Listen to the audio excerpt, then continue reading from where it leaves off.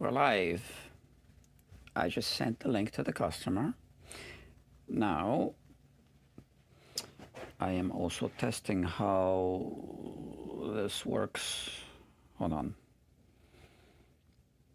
In the hallway, we have a TV, and there's no one here, but I am practicing the technology. So I need to make sure this works. Okay. Go. Okay, so now I see it here. This is a multi-step process. Entryway TV, that's outside. All right. So we have today on the bench, we're finishing a project, right? It's a lefty strat that we are converting into a righty. Already did some fret work, some fret end work. And now I flipped the nut. We were initially going to make a new nut or, upgrade it to a bone. That's not going to happen. You can watch the previous part 1. This is part 2, so you can watch part 1 to find out why. And the customer decided not to upgrade, but to keep the original one, okay? That's that. I have a camera here as well. I forgot to set it up. We'll start with fret dressing. We'll start with that. So I'll remove the neck. What's happening with this? I'm having some trouble with this stand. I ordered a new one. Okay. Gotta be careful with this camera.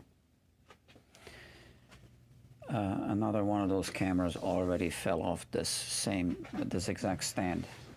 I ordered a different stand, which is heavier. Okay. There you go. We have a neck. Every guitar should have one. We're going to remove it. So let me just loosen these screws.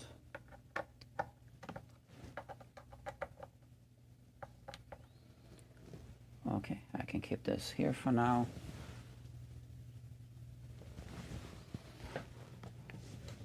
And we can use the power tool now.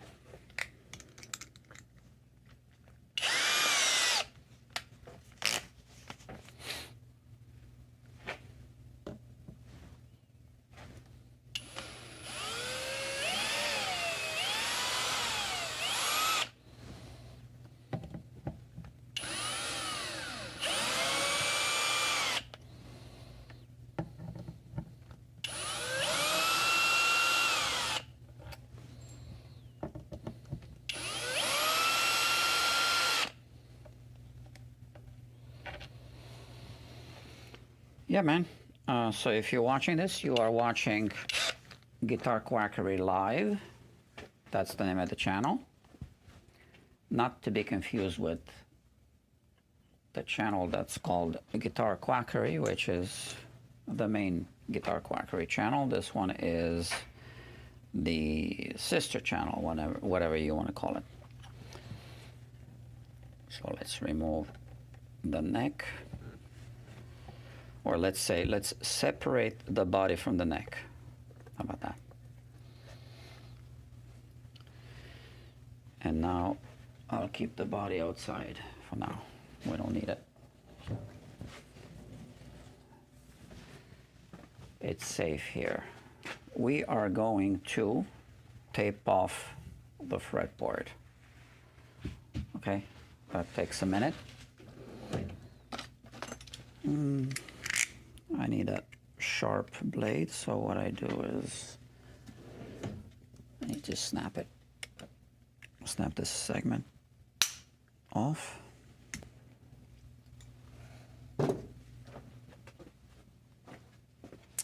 And I tape it off before I throw it into the trash for safety. Okay. That's that. I'll be using this low-tack painter's tape. And we'll start from here.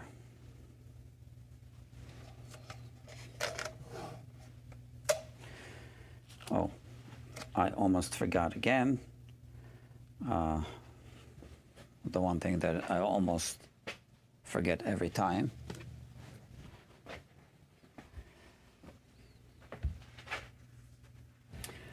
We want to be able to remove the tape easily. So I just wax it a little bit.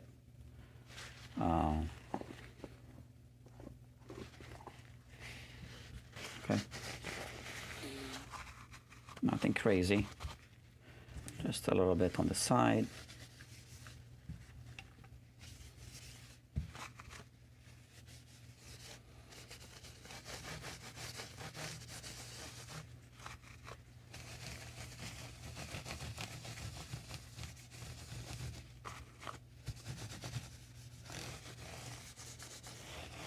You don't want to put too much because then the tape won't stick.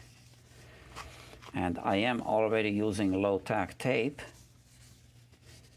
but it's not low-tack enough for my taste for this purpose, right?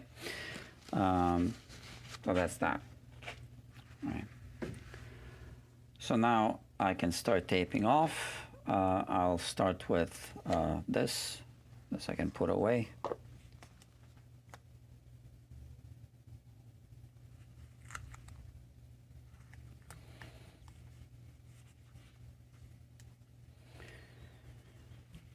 Okay.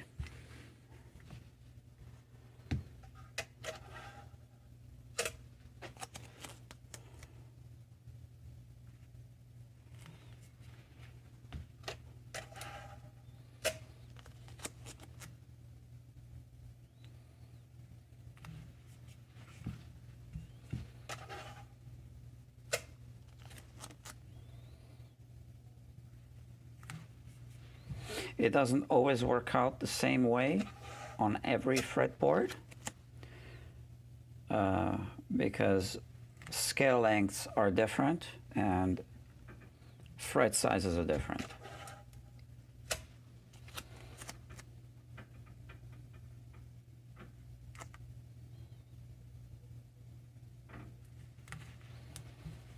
I always tape off a maple board.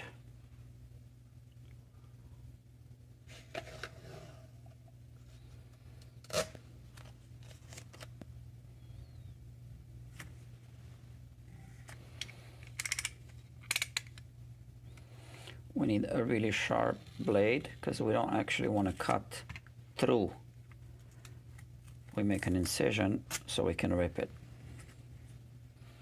Or, you know, kind of barely cut through. We don't want to scratch the fingerboard.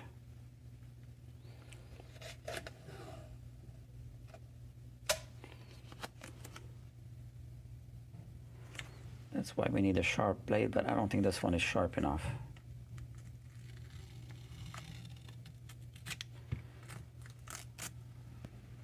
Yeah, I don't like it.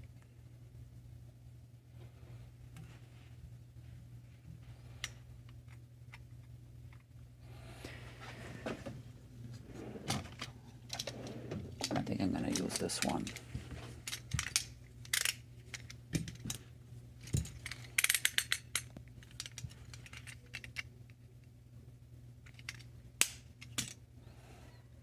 Okay, I'll deal with this later.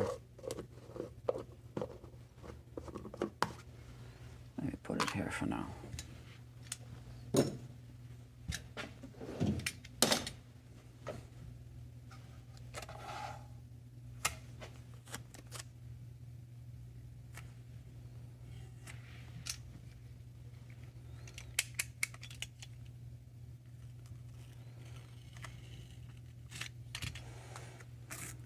This one is much sharper.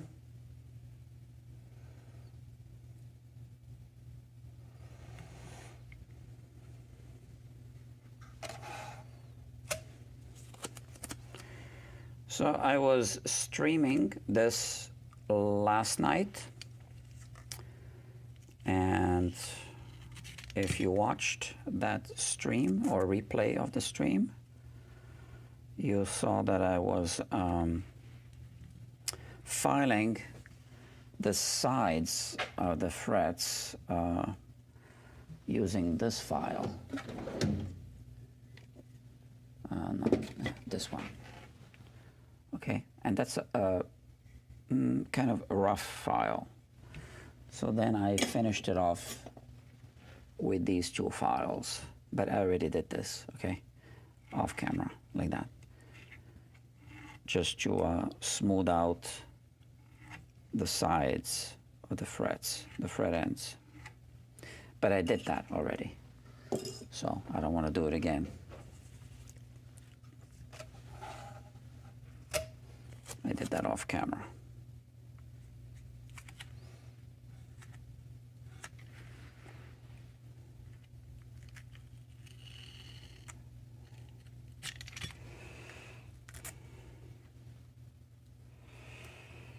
I know I'm covering some of what I'm doing,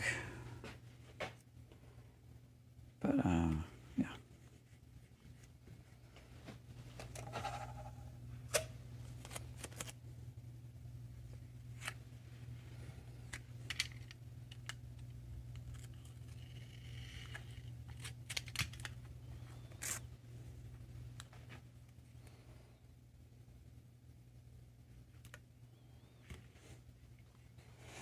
I installed a nut without any glue at all. It's a really tight fit.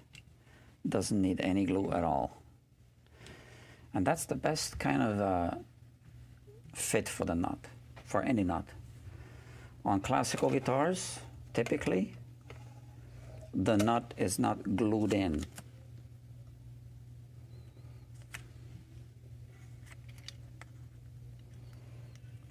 On cheaper classical guitars, it is. But on good ones, it is not.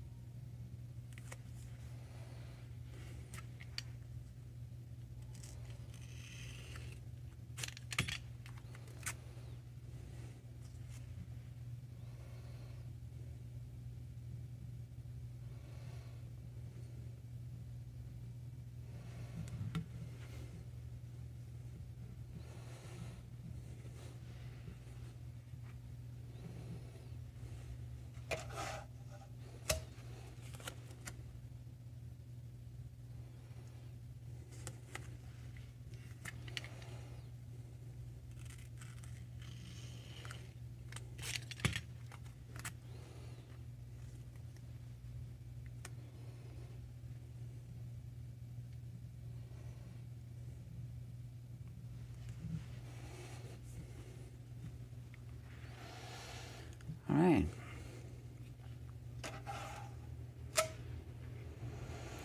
I'm almost done. It takes on average 7 minutes, I heard, to tape off a fretboard. That sounds about right.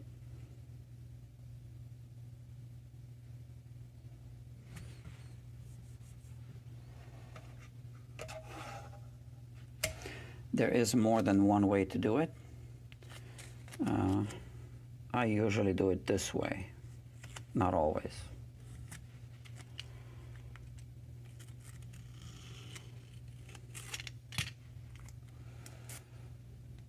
I recorded some videos where I do it slightly differently. And to be honest, I'm not even sure if I posted the videos. I have a lot of recordings that I haven't posted yet. Okay, first thing, I put the blade away. Okay, now I feel better. Good, so it's all taped off. Now, we're not doing a level crown and polish, so I didn't really rough up the frets with a leveling and crowning, you know, with the crowning file mostly. So we don't want to use all of the grits. However, I did do this filing of the fret ends. So we do want to hit that starting with 400 grit sandpaper. But we don't want to hit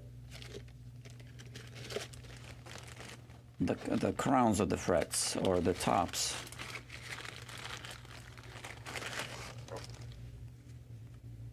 So we just have to be careful.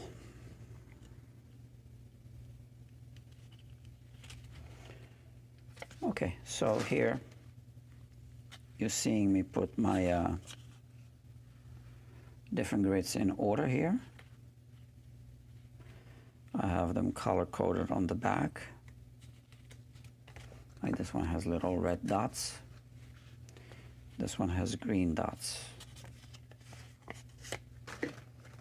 Okay, that's how I do it. And that's going to be just for the fret ends in this case.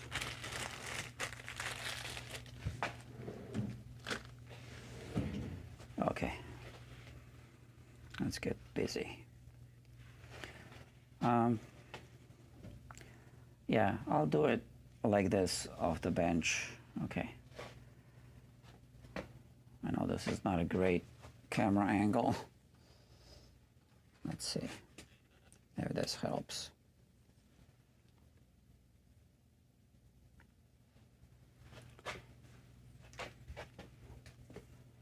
Kind of. Okay. So I do have two cameras. Okay. You'll be able to see what I'm doing. Oh, and I need my brush.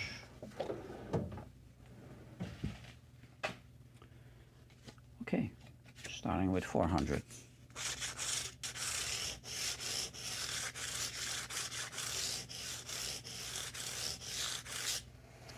That's it. That's what I'm doing. I'm just doing the fret ends.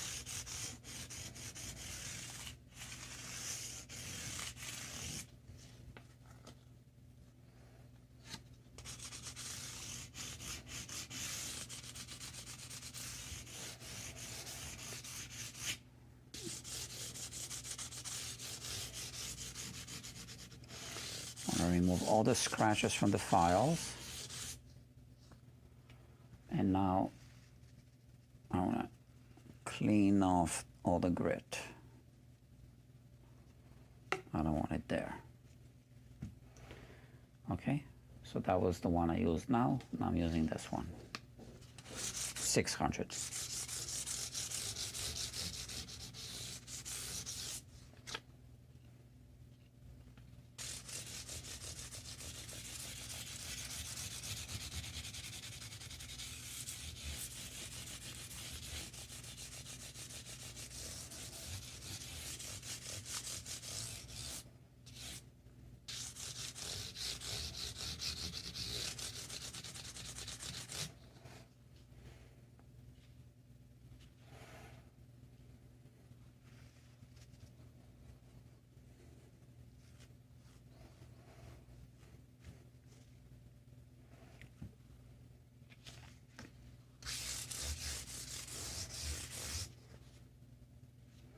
And this one is 800 grit.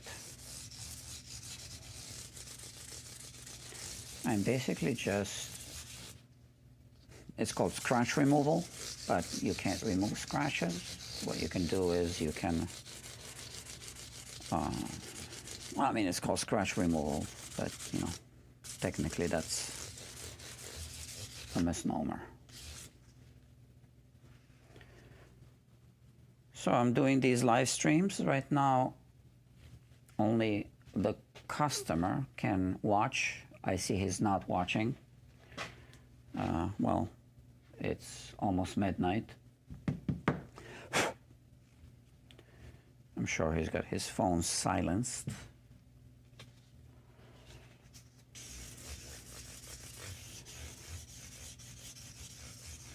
I think Guitar Quackery is the only shop doing live streams for customers.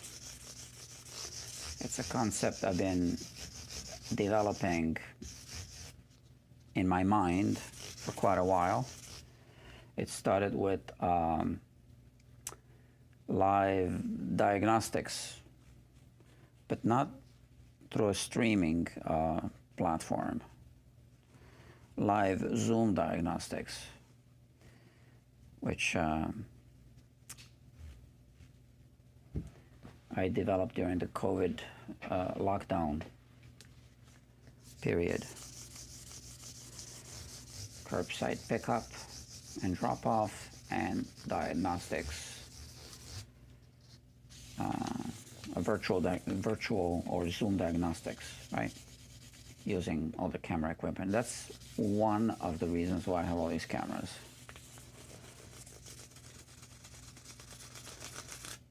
And I didn't start this from here. I started this from the Brooklyn location, which is where I do my, if you watch Guitar Quackery, I do all the narrations there when I narrate the videos, and also all the fabrication work for certain projects. So these are still good for another job, so I just dust them off and I will save them, okay?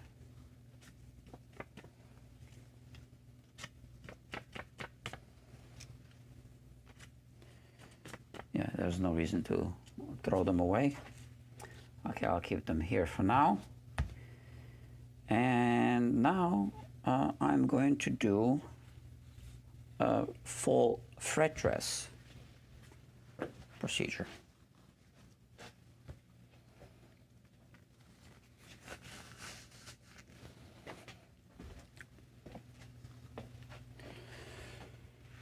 Okay, I need my polishing pads.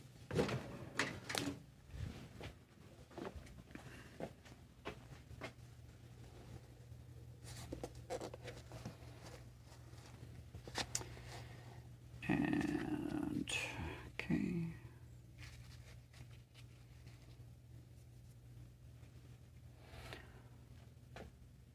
All right, so I will start with this grit on the sides only.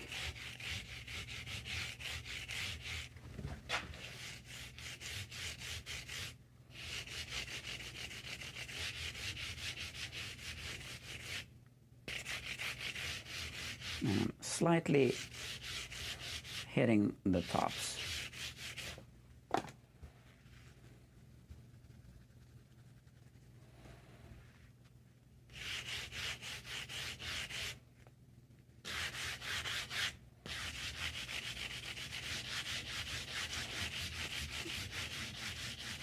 I'm still basically focused on the sides, on the fret ends, because I don't want to rough up the crowns for no reason, right?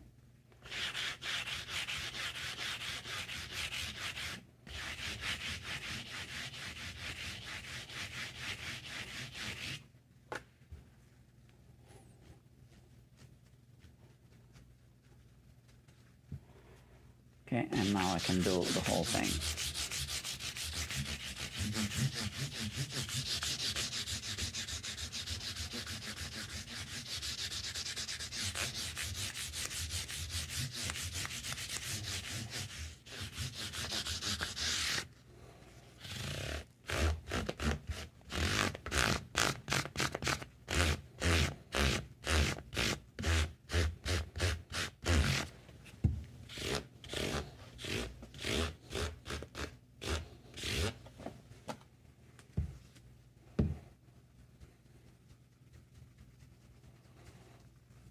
have to buy a fresh supply soon, fresh set.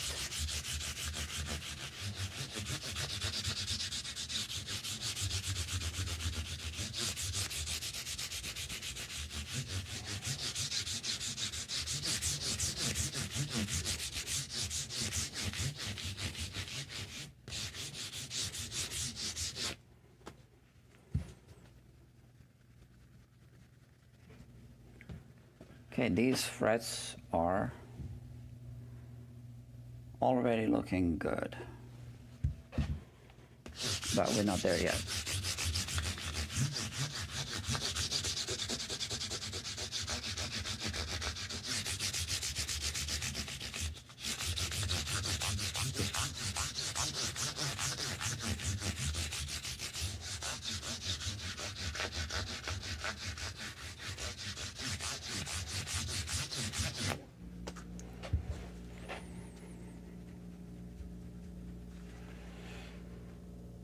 For the time being, I am not streaming publicly yet. I'm going to accumulate a bunch of videos and then publish a whole bunch of them all at once for those who wish to watch the replays, right?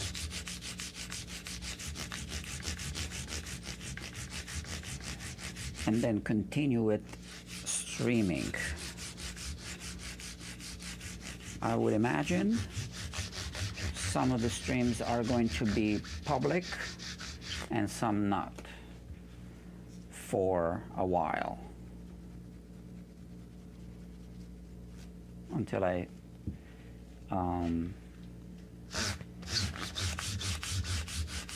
feel comfortable with the whole live streaming idea of streaming, because it's taking me longer to finish the jobs when I am streaming, and I can't be streaming every day, so I'll pick maybe 2 days, so that on those 2 days, if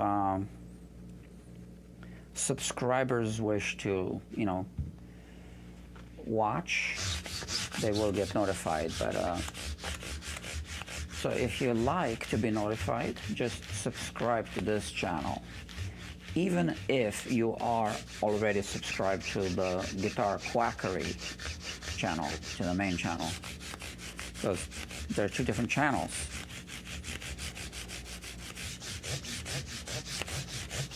So if you want to get notified about live streams, you need to be subscribed to this channel. Okay, that's that. Now, something that I usually do is this procedure.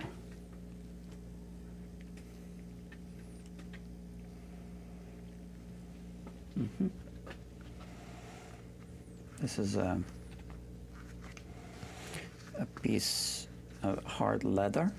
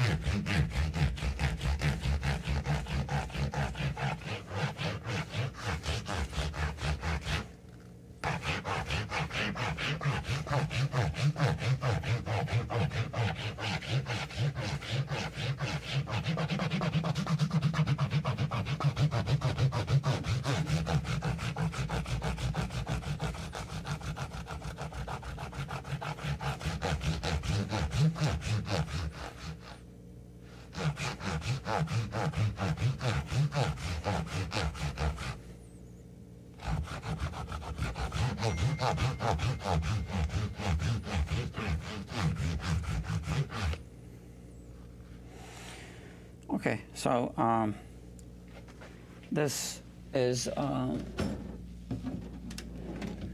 kind of like the old time, you know, barbershop technique of, what is it, honing the razor blade. So it kind of smudges the metal, because frets are made out of brass mixed with a little bit of nickel, usually 18%. Okay.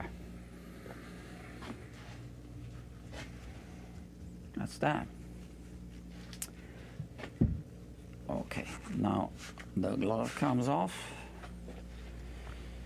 and here's the power tool. Buffing. That's that, and this. Okay.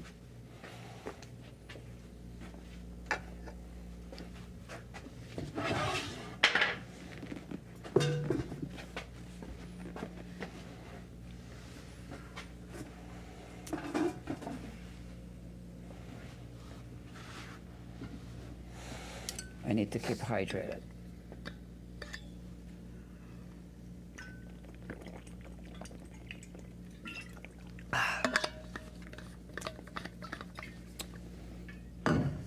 Okay.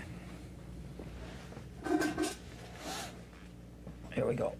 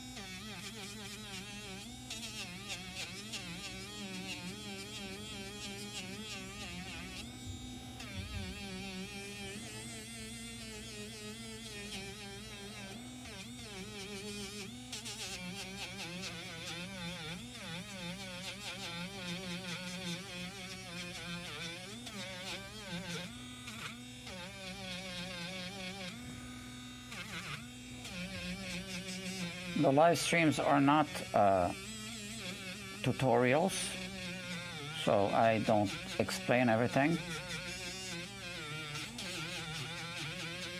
But, you know, some of it is self-explanatory. But often there are hidden details that, you know, I am not going to explain.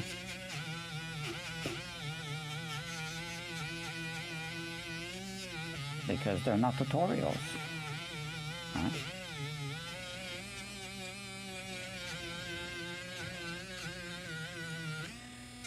This is buffing right now, right?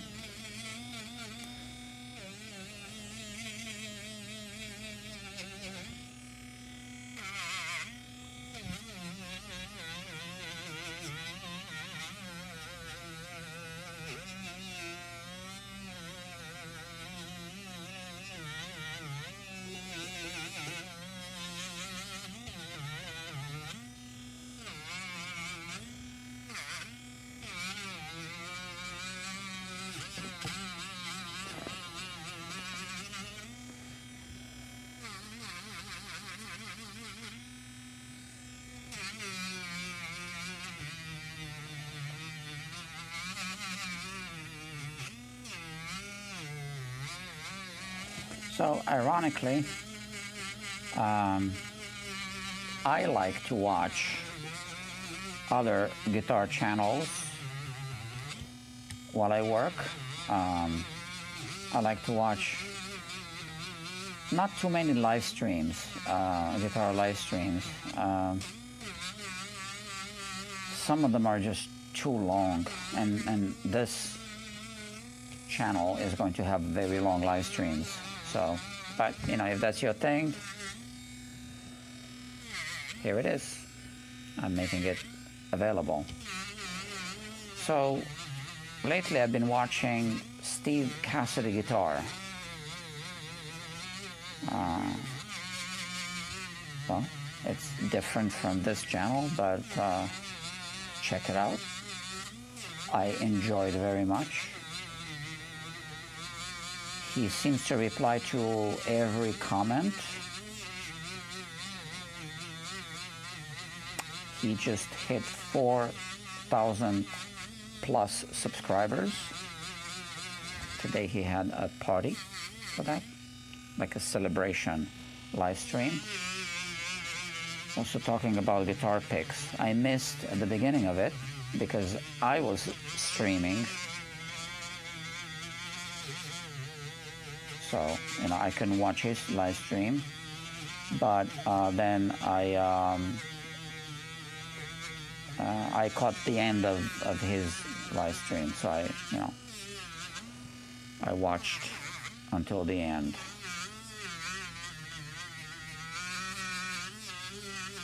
And I posted something.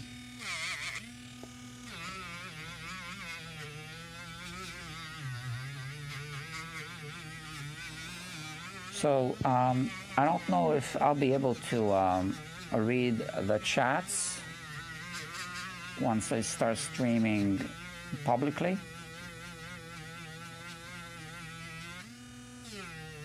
I can see the computer from here. I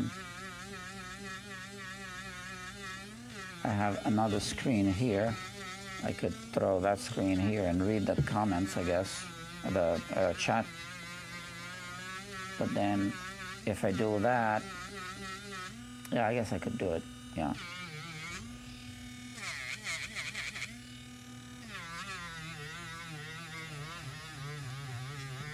I don't want to make my life too complicated.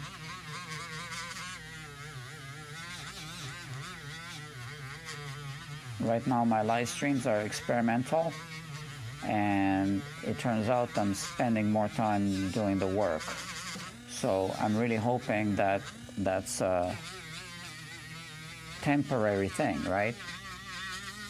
And as I get better at it, I will be more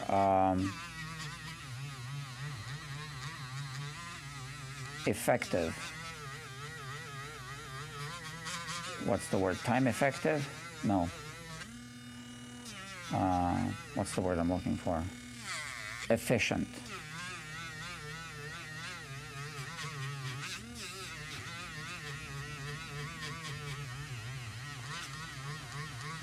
Another reason why I want to do live streams is because the long-form videos, they take me forever to edit. So going through all the footage, doing my narrations, so all the editing is done in Brooklyn. The projects are recorded mostly here, sometimes in Brooklyn. Steve Cassidy asked me today, so Steve Cassidy is the host from Steve Cassidy Guitar, from the channel Steve Cassidy Guitar. So he asked me today during the stream if I am a tech or a luthier. Good question. I am both. So I started as a builder, and now I am mostly focused on repair. I'm not currently building unless modifications,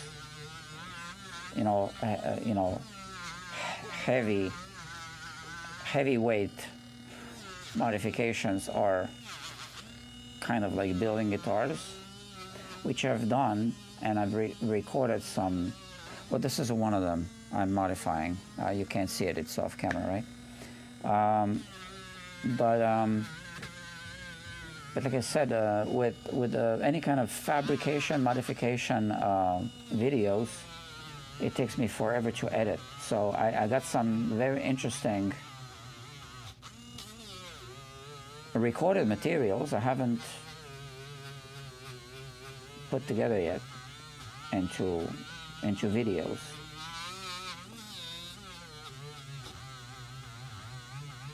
what was I saying? Yeah. So one reason for these live streams is so I can publish more content. Because I don't need to edit. Now I'm just doing my job.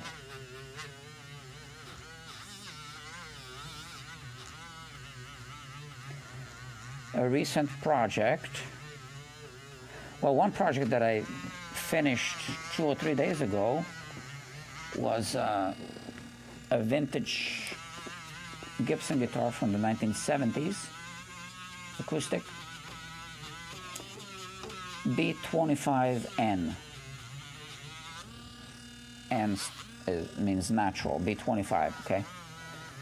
You can look that up. I had to rebuild the guitar, basically. I mean, not completely, but, you know. I have a bunch of recordings. I started recording all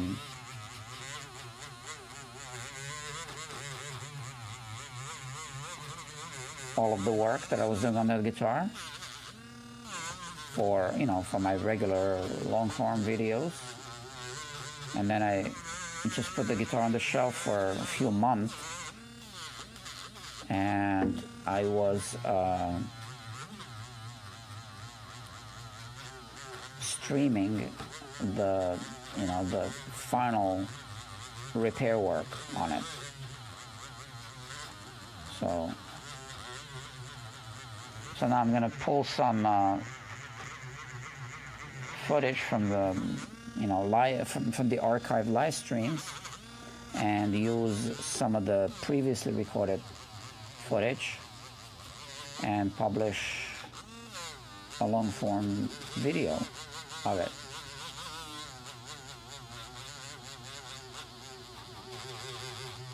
Yeah.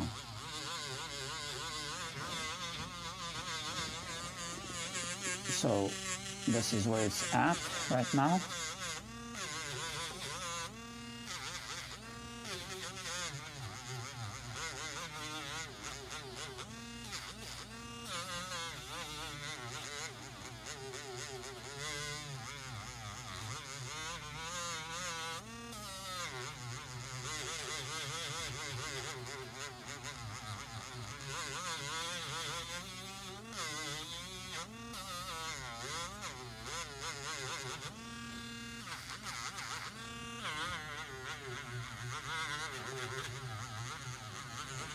So if I do this, there won't be any multiple takes, no cutting, no editing. I do spend more time, you know, on the jobs, but like I said, with time I will get more efficient. Oh man. It's late. It's midnight. Yeah, I'm also a workaholic. I just work, and then I work, and then I work. But it's also because I like my work. You know, I like my job.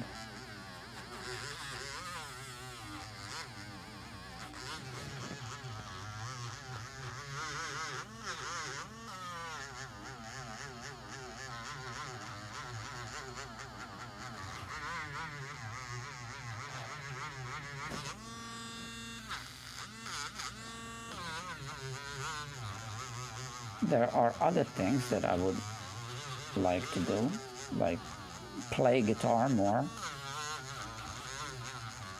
in public. You know, the bedroom doesn't count.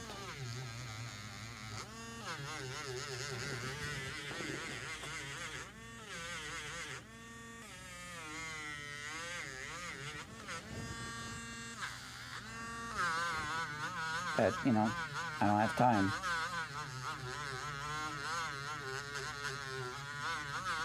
I don't have good bandmates either. Last time I tried to put together a band was right before COVID. And then COVID happened. Well,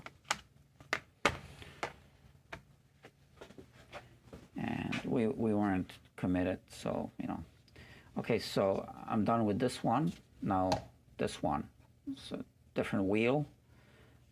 This one needs to cool off before I start recharging the battery. Now I just do this, okay?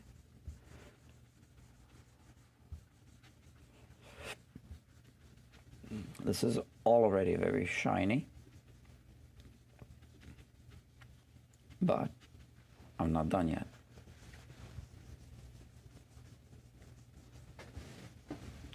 We want them shiny and slippery.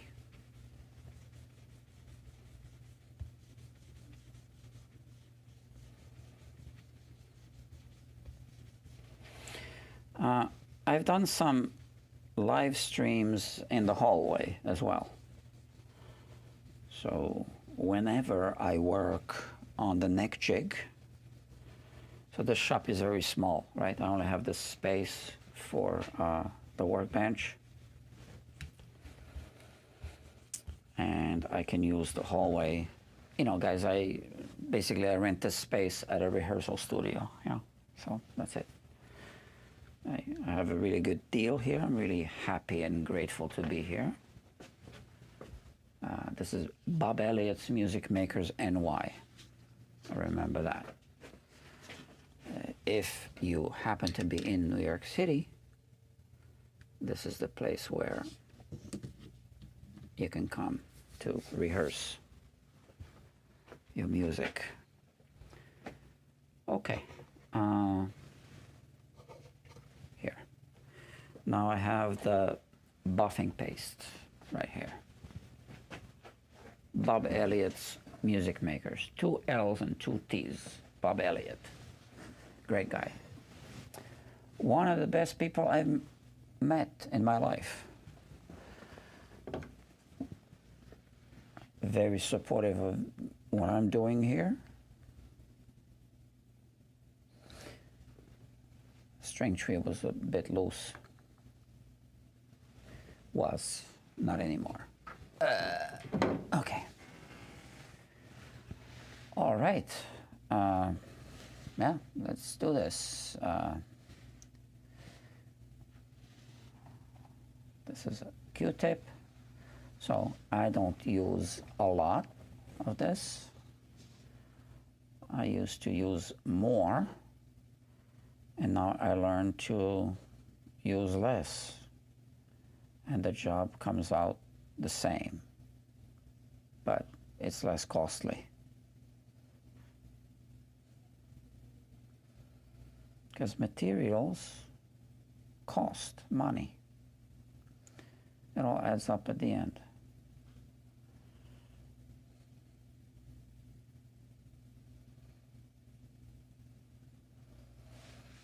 And time is money.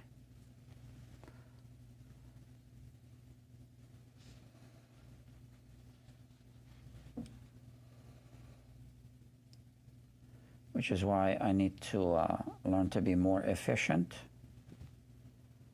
when I'm streaming.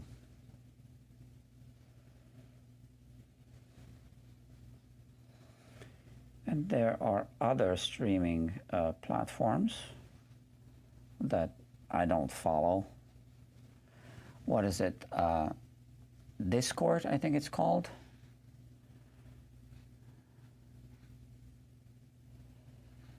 So I know it's possible to stream to multiple, what are they called, platforms?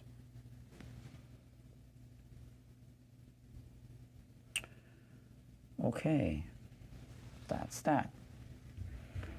Now, since I have the buffing paste on all of the frets, I don't want to start from here. I want to start from here, right? So, there.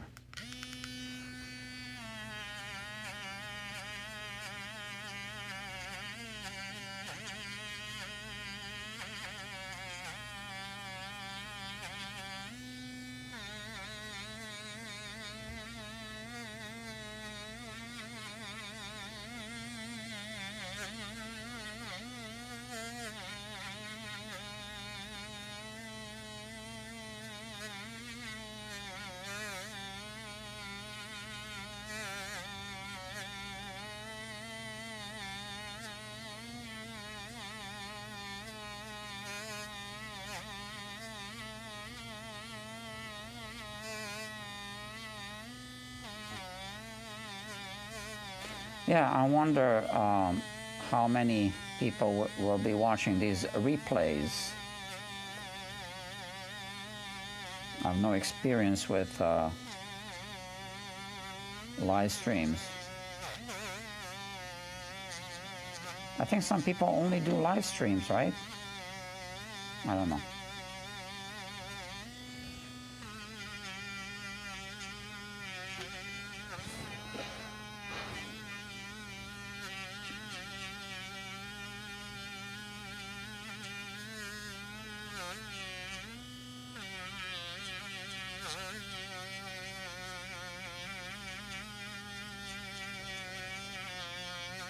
I try to watch through other people's live streams sometimes.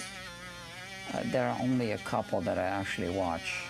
Steve Cassidy, Dylan Talkstone, I watch sometimes.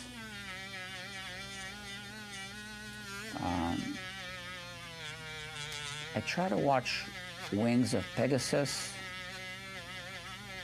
but again, you know, they're long. You know, if I can watch while I'm working without being distracted, you know, I do that.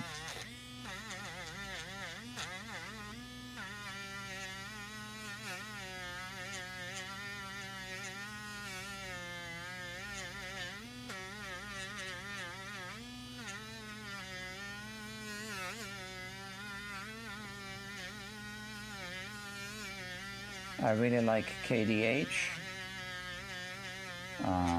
I don't know if he streams. I don't think he does, right? I just watch his videos.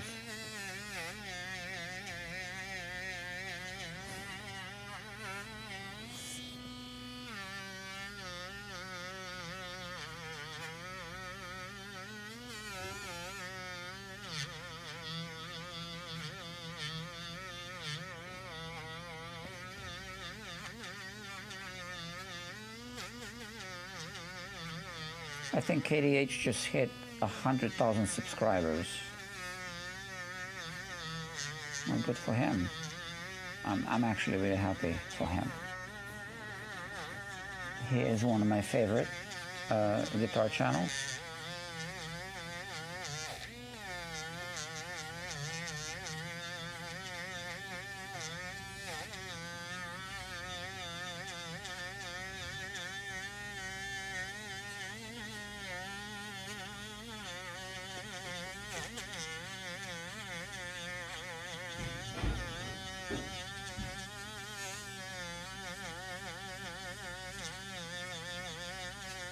So this is how we do it at the shop. I mean, I'm the only person working here. I mean, at the shop, I mean, we, the technicians around the world at the shops. That's what I meant. I did try to have other people here. It's not easy, and I don't want to like really hire anyone because then I'm responsible for them, and I don't want that responsibility.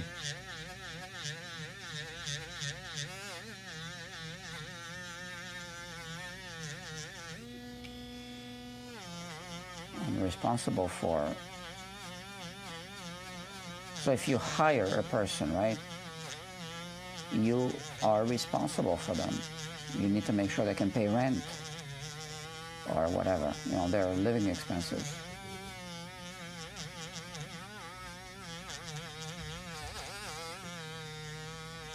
You can't not pay them.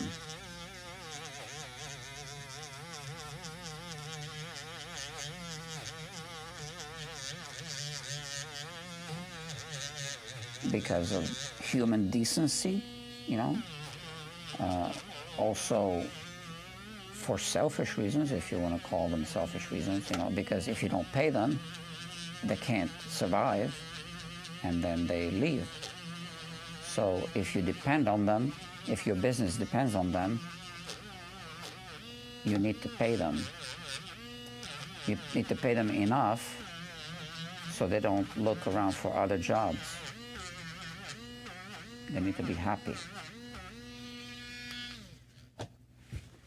Yeah, but I can't do that. So I don't do it. I tried.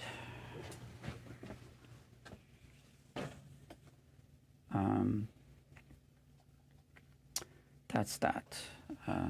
Just keep an eye on my battery. Let's check the percentage. 31%. Let me. Okay. All right. We can do this now. Not ready to remove the tape just yet. I can do this. I don't need to do much. Basically removing the buffing paste, but I'm also buffing at the same time.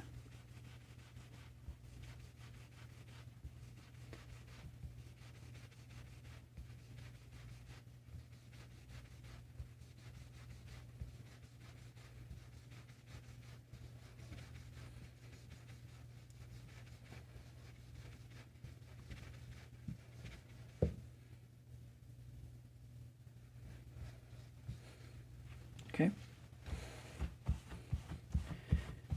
I want to remove all of it as much as possible. That's it. We'll clean the the side of the fretboard later. So right now, I haven't touched the frets with my fingers, so there are no oils on the frets. And now I'm ready for something else. This is a proprietary thingy. Okay.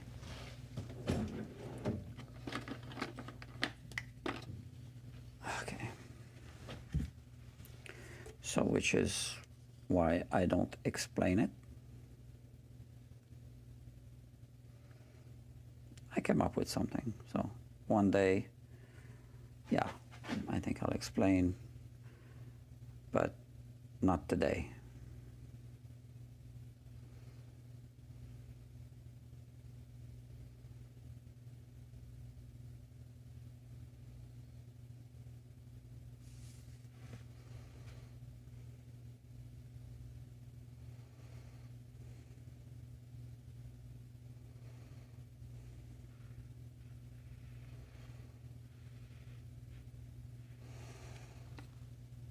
Mm-hmm.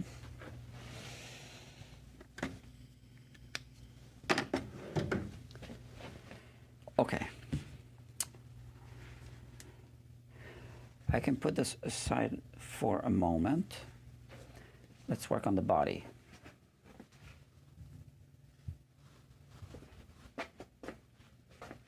Let's drink some water.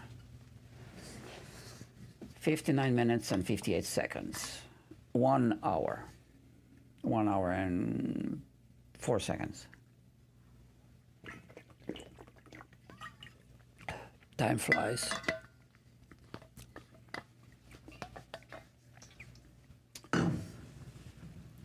I have an app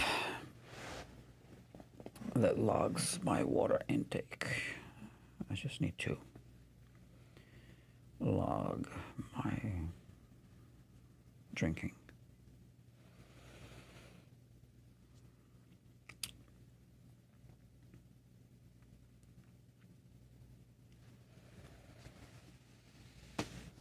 Okay.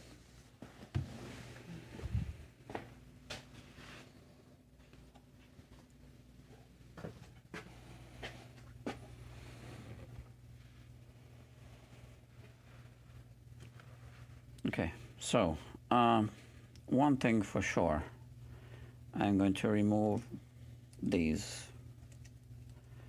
protective foils from the pickups. They are completely unnecessary. Protecting pickups from what?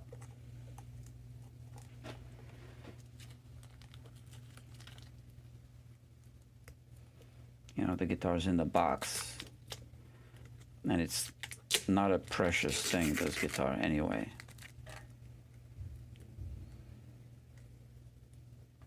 And then you remove them, and now they're no longer protected when the guitar is actually being used. It's just annoying. Like, there's just extra work. Now, that's that. Then there's this annoying foil. I wish was never invented.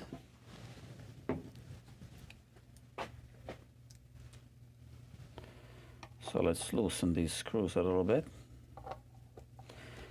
I mean, we'll probably have to remove this whole plate anyway. I mean, we will.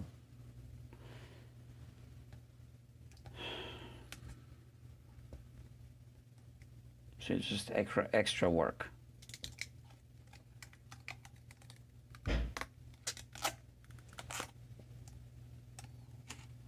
There's a scratch going across the plate here.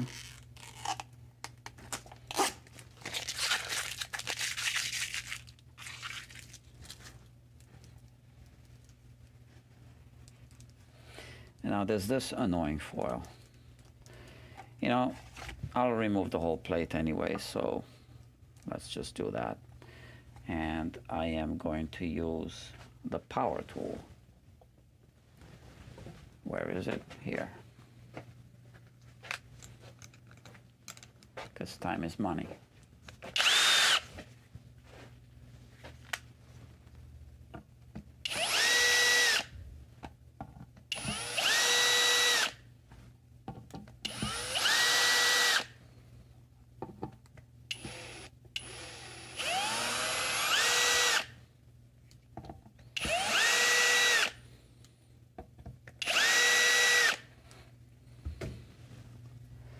Okay, so my watch is showing that this is streaming outside. Yeah.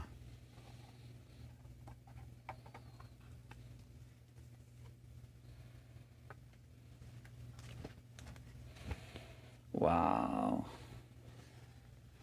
So poorly made. Look at all this blowout, wood blowout that's been just sprayed over with spray. I know you can't really see, but it's so ugly.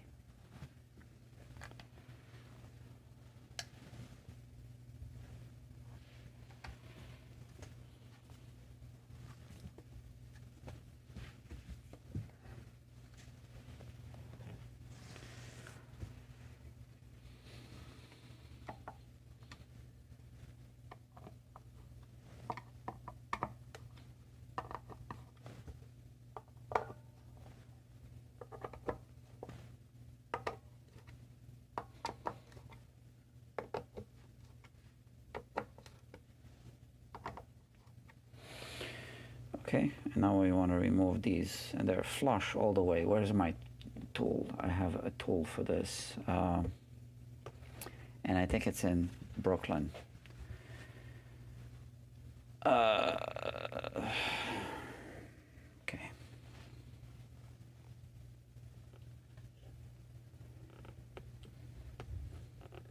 I hate it when they're completely flush.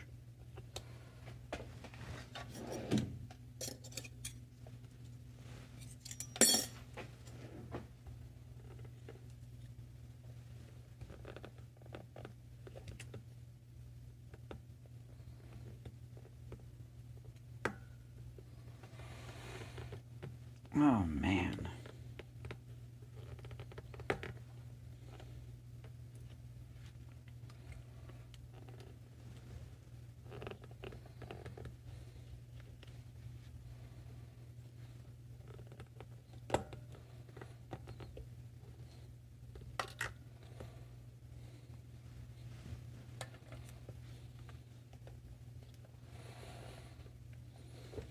Look, I can't even put the pick there. Okay. Unbelievable.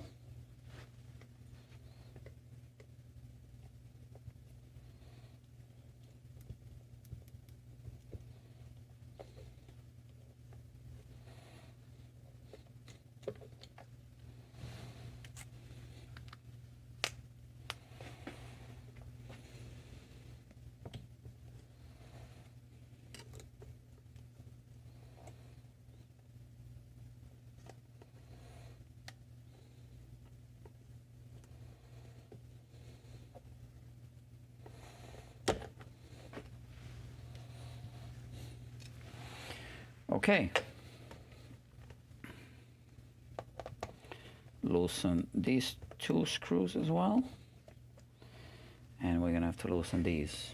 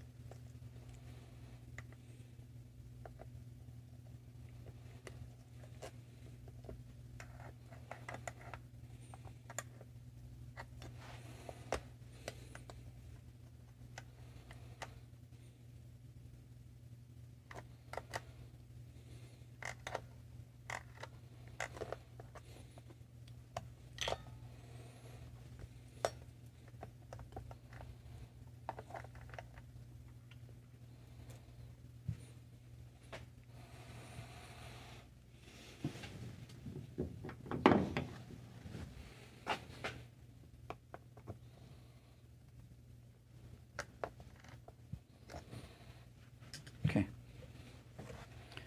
Now let's peel it off.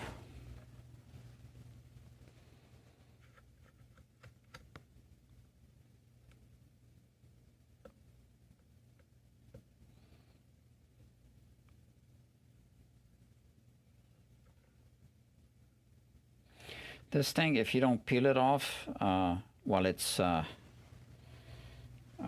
should we say, fresh, later, you can't peel it off in a couple of years. It just gets fused. Okay, so look, it's coming off now. So this is why I loosen these screws, but these you can't loosen, right? So, because they're spring-loaded. So you kind of need to work around them.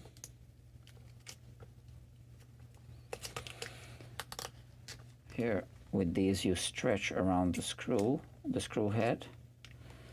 But on, but around the pickups, the pickup screws, different story. Sometimes it rips.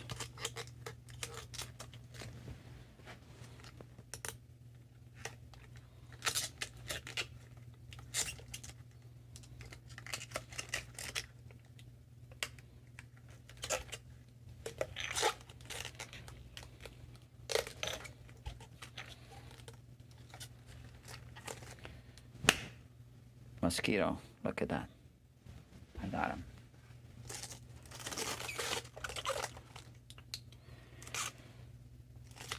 Dropped by for a little snack. Yeah.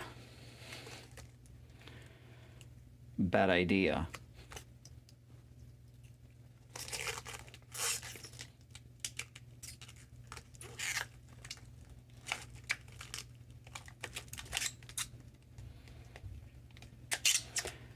It's a bad idea to be a mosquito here.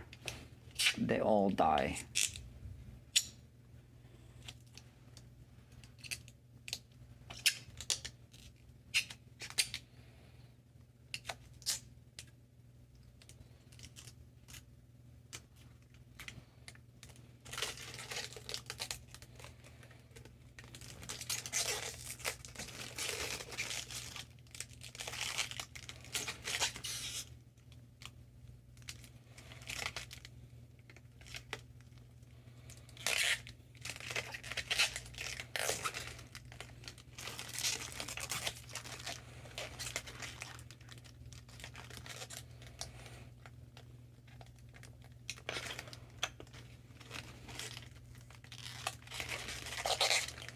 So they want to make you think that they put this foil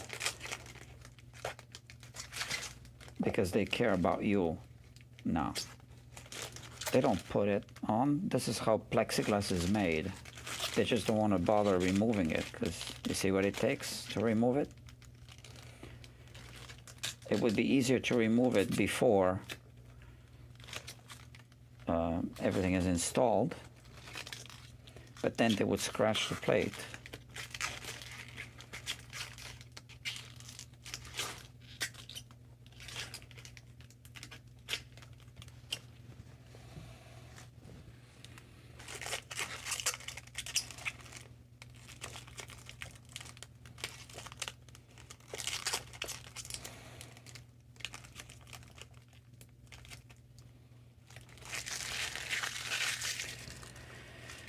Okay, this looks much better.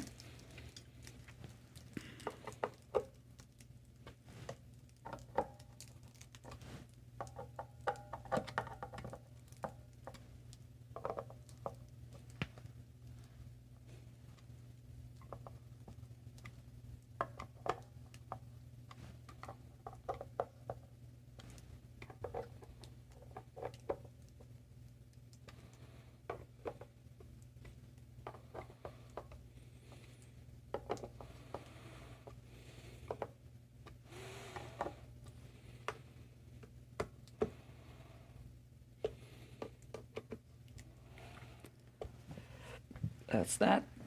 And now we tighten these. So we turn the pots in the opposite direction. And you know, I can hold it either with a cap or with a screwdriver. Where I put the, here.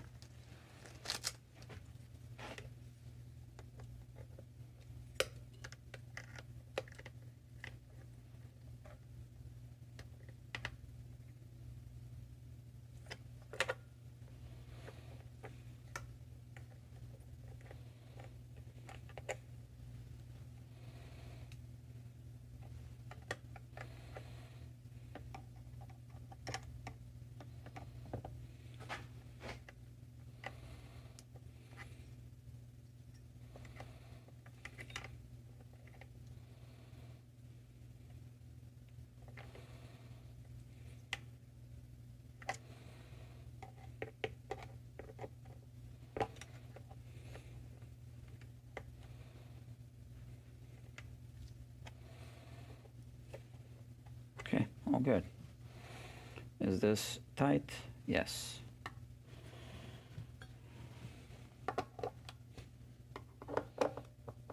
Okay. That's good. So that's the body prepped. I don't need to clean it. It's brand new. But I do want to drive the saddles back.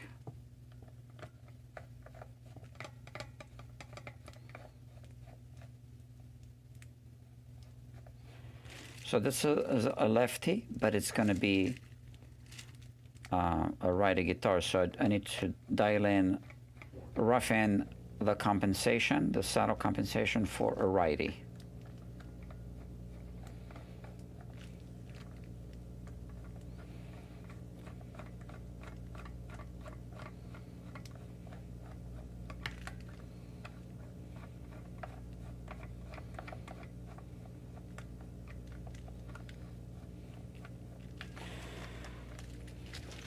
This was completely off anyway, lefty or righty. It was nowhere near what it should be.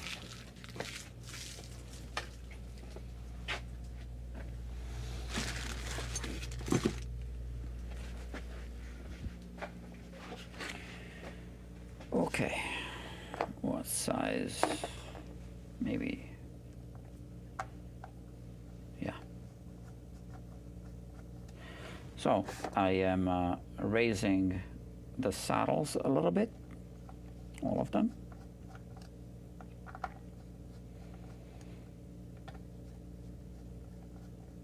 We'll start off a little higher.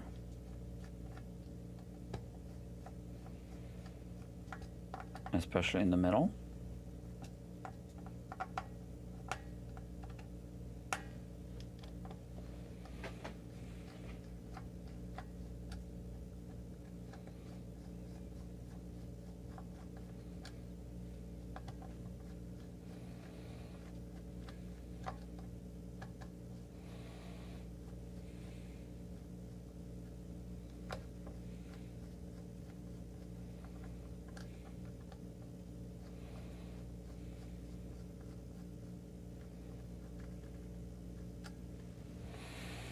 Okay, now I'm confused. So that's gonna be like that. Yeah, that's gonna be, I didn't discuss with the customer, and he's not watching, so I can't ask him, and it's too late to call. But we could resolder, because now, yeah, I'm not even sure if they are reverse, what you call it, you know, the volume pot when you reverse. It's late, it's at the tip of my tongue.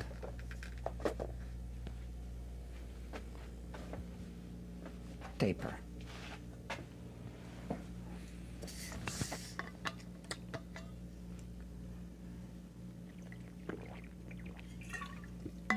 Reverse audio taper.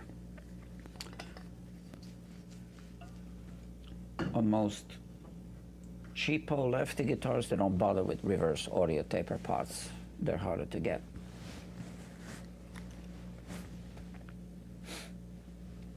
Let me log my water.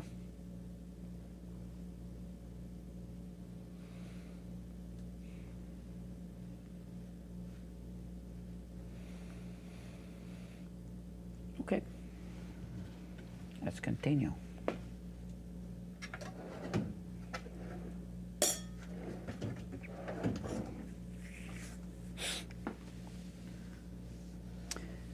We are going to shim the neck a little bit. So usually I put a shim on the neck. This time, for no particular reason, I'm going to put a shim on the body, in the neck pocket.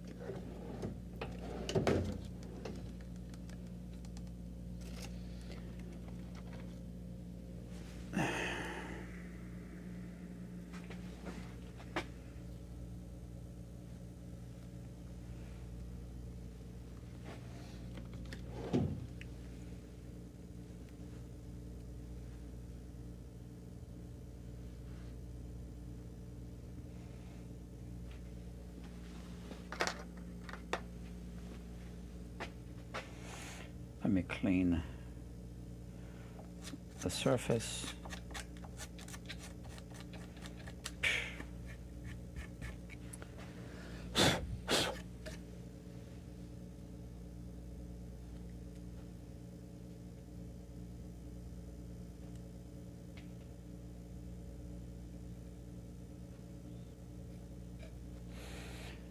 Why do we do this? Well, it tilts the neck in this direction, which lowers the action, which in turn requires the saddles to be brought up higher, which buries the screws into the saddle so that you don't scratch your hand. That is that. Now, let's put the body here. So I didn't time myself. Oh, I forgot something. Did you see how long it takes to prep the body? Okay. I forgot something. But I didn't forget. I remembered, but I almost forgot. The bridge. Okay, so let's remove, well, look at this. Oh.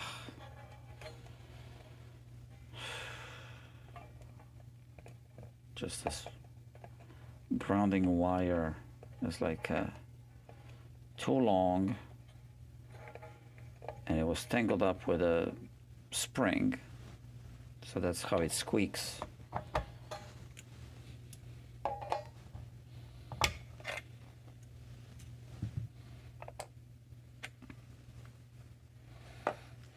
Now, these screws, they have to be just right.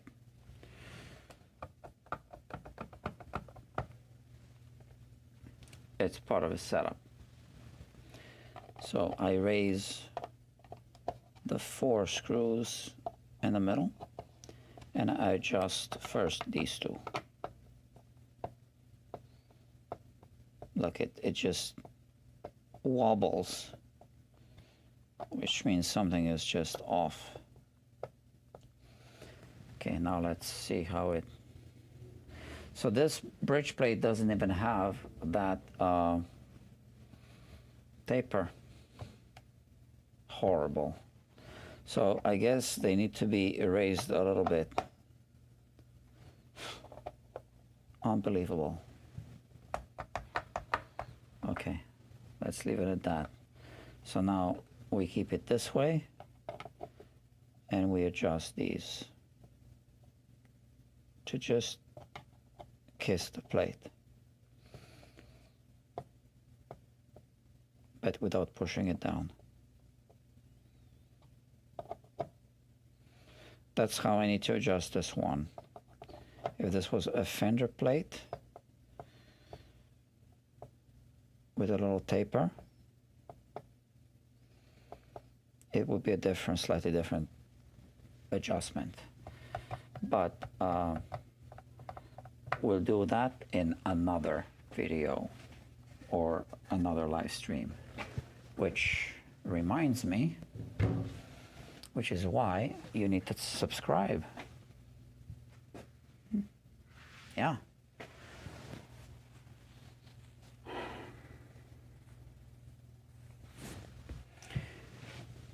I think he would want these resoldered, because now they're flipped.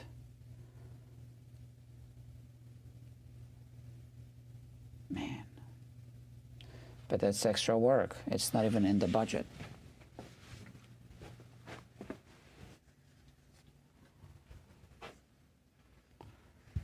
That would be, yeah,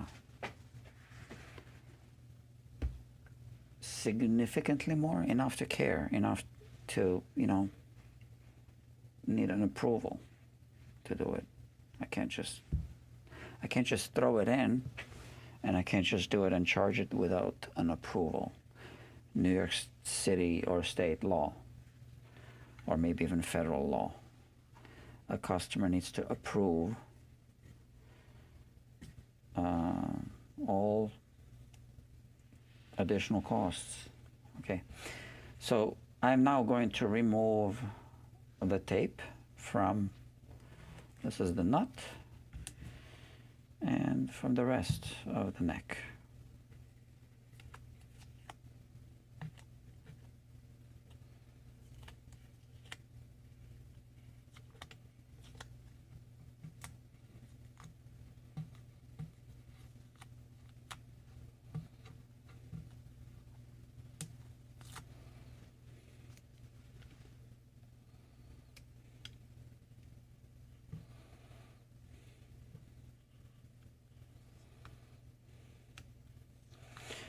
Yeah, it's a consumer protection law, right?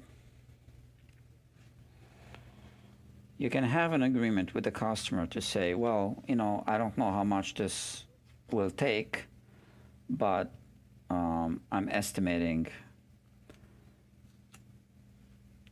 $100 for XYZ, but if it's up to 25% more, I'll just charge it without your approval because we already have this agreement.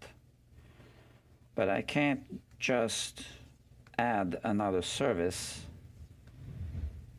and charge for it without an approval. And that's, you know, that is how it should be. And that's how it is.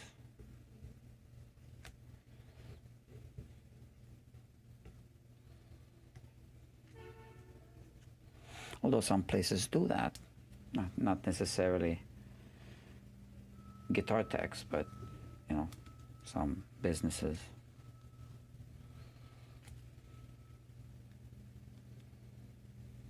Like doctors.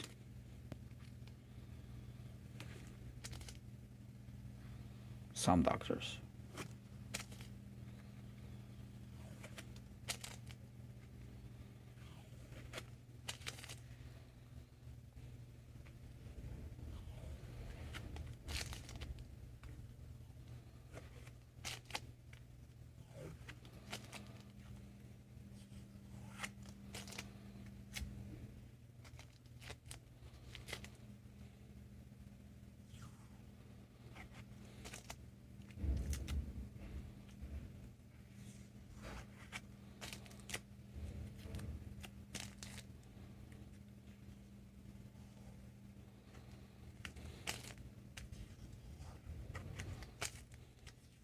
That's it. All right. These frets look good. I think so. Let's have a look at those, at them. Look at that.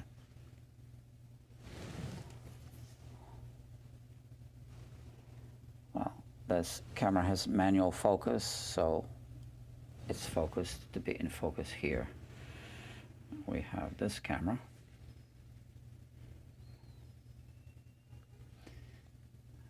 And there it is, the fretboard. Okay, this doesn't last forever, according to the second law of thermodynamics. The second law of thermodynamics is my friend. If there was no second law of thermodynamics, people wouldn't bring their guitars back. I would do the work and it would last forever. Or they would buy a guitar and it would just be good forever. So I wouldn't be in business if there was no second law of thermodynamics. But there is. So since there is, I'm in business. Now I need to clean the back of the neck. Okay, so we have these little smudges. They need to disappear, all right? It's not a big deal. It's just a cleaning, right? Here.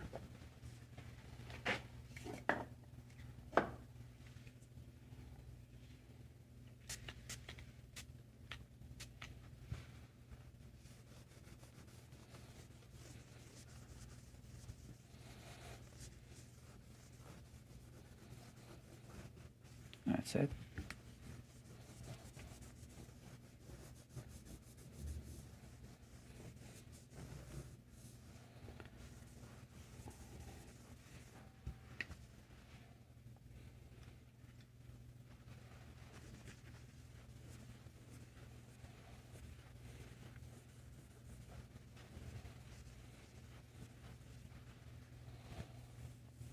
We also want to make the back of the neck smooth.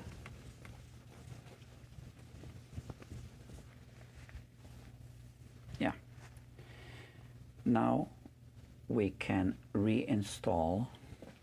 We're almost ready to reinstall. I am going to first take this countersink and fix these holes.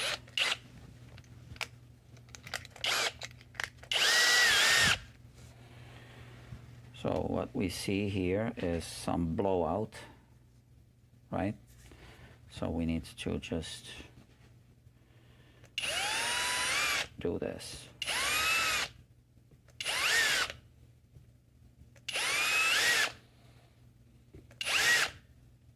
Okay, that's good, all right?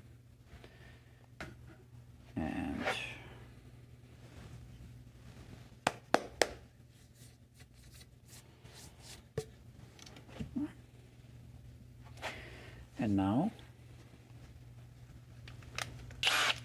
we reinstall the neck onto the body. We put them back together.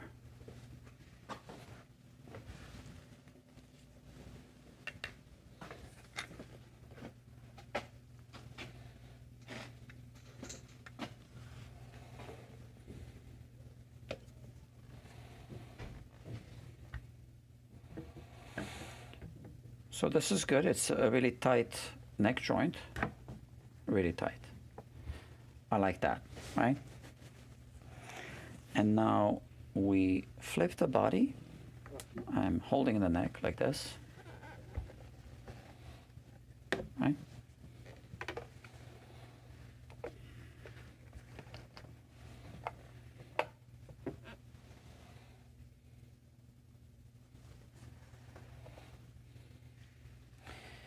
And let's focus on this.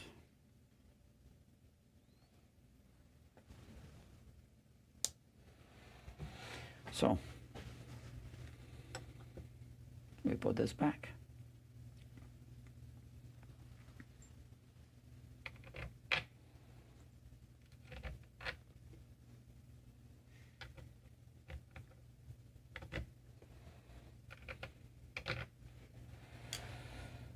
The way this is done is we back it up first a bit until it clicks. That's it. Okay.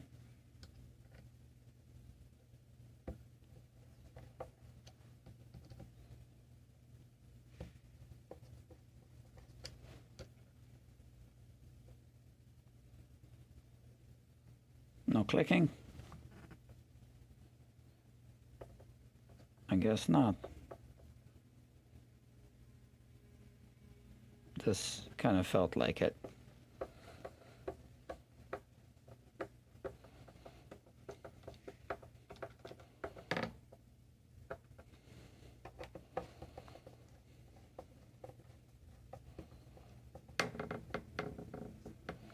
You hear how tight this is, and that's good.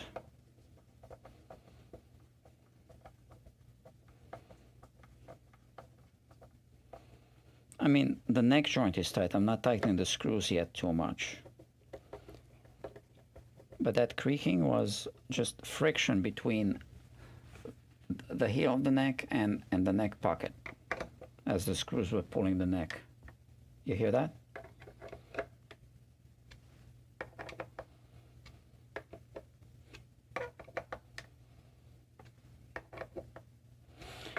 And that's why the holes through the body need to be larger than the holes on the neck pocket.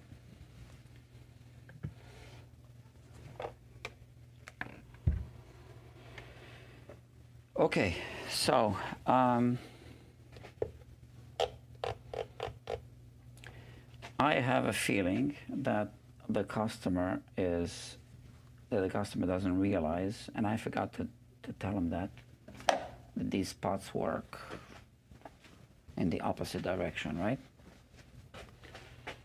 But we are already at the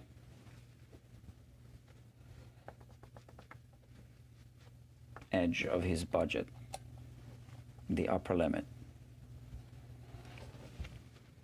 So, and I can't just spend an extra hour or 45 minutes without charging. Unfortunately, I can't do that.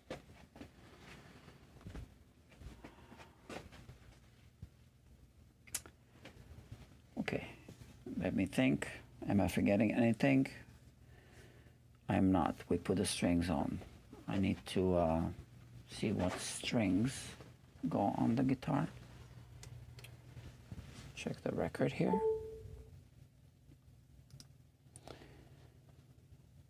Okay, let me open this. EXL 110, non-coded. Yeah, so he was already trying to save just a little bit of money on strings, because this thing is adding up already. So I can't just charge extra dollars for. I don't need this now.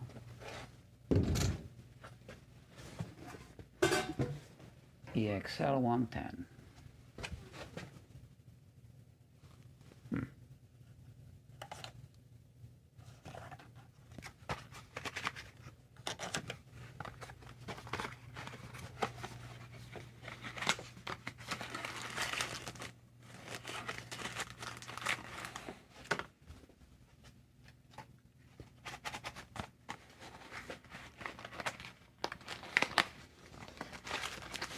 Okay. 110. So these are the strings, the Dario, the best string company there is. I believe so. Daddario.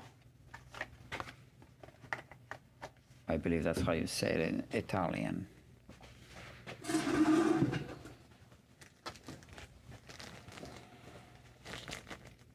We need to put the springs back. And we are setting up this bridge decked. So not a floater, it's going to be decked. So that's what I was forgetting.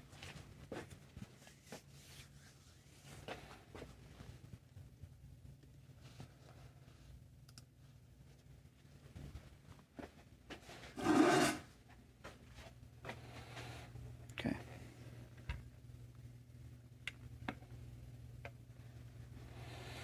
That means that this is going to be tightened anyway.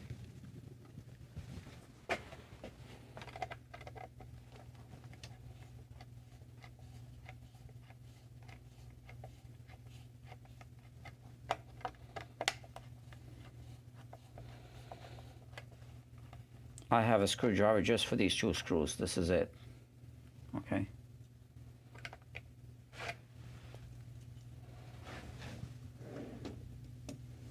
There is a special tool for these springs. I don't have it.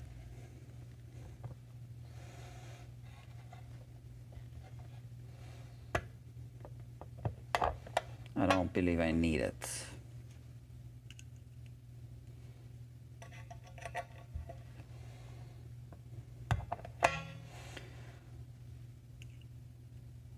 So he says he's going to do some mods himself. Maybe he will install new pickups. I don't really know what he has in mind, and maybe at that time he will do the soldering himself for the potentiometers. But right now I need to put the caps back. So how do I do this?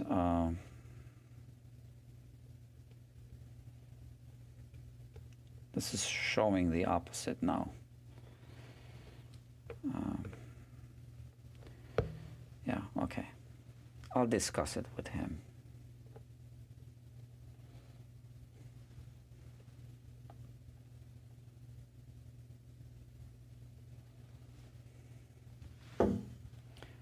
Okay.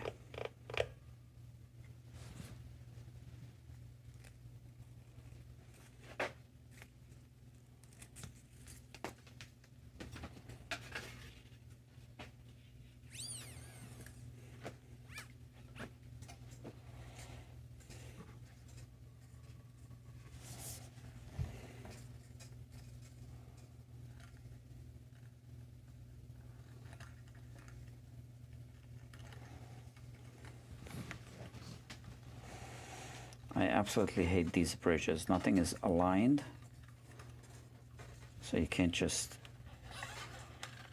put the string through like you would expect. Sometimes you are just wasting time aiming.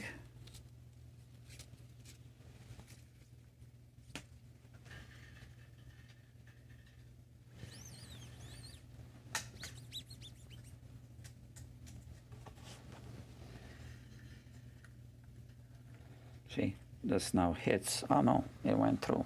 Okay.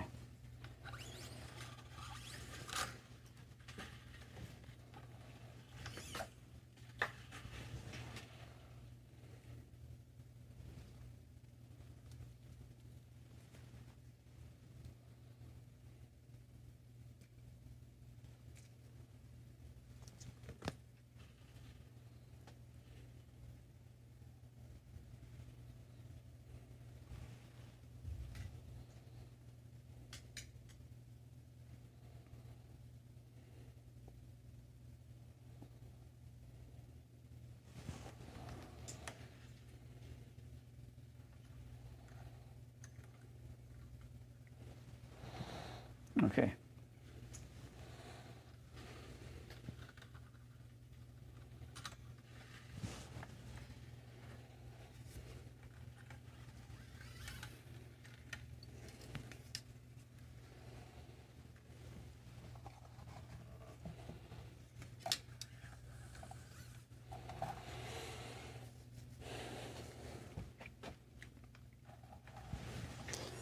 we have this. I have the string winder here. And now,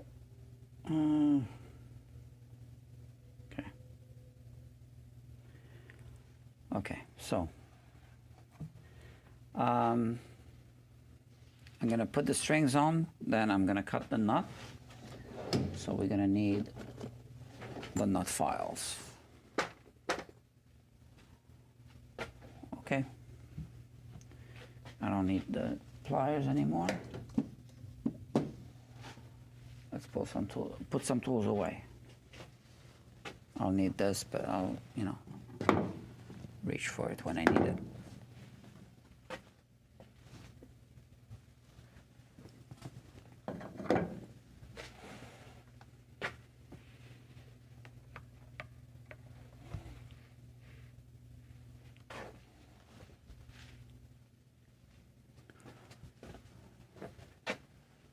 No, where is it? The cloth. Microfiber cloth here. Okay.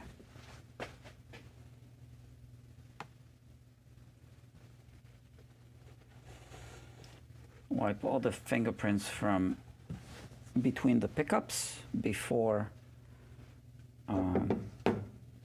the strings are on the guitar.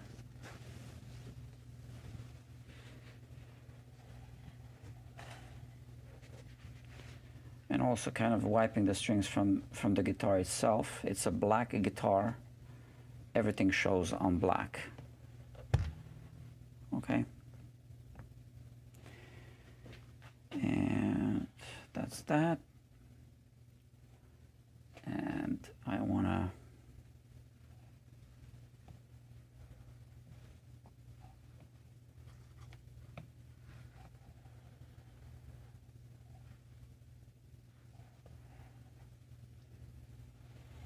let's do it this way. Okay.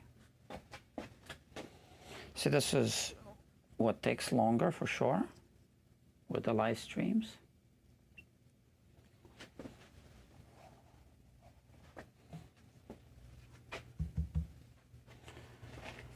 Okay, now it's confusing, right? It's a lefty, but it's a righty.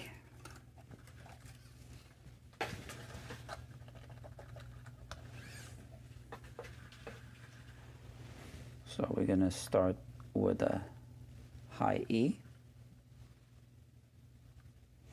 Oh, I got to align the toners. I should move the guitar a little more in this direction so you can see. Yeah? Maybe like that. And now let's move this camera.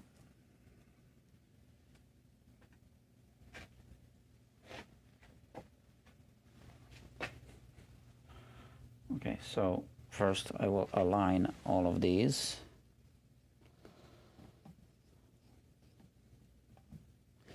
So I use various techniques to put the strings on, various wraps. So this has a string tree. They're not staggered tuners.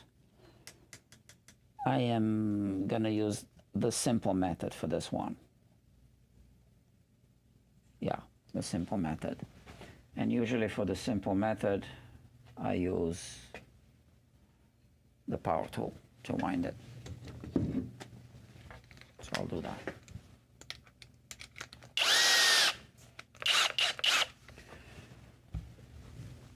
And I need the cutters. That's it.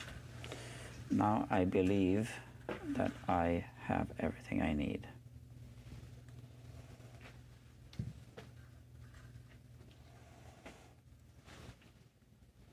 Oh, I didn't align all of the toners yet.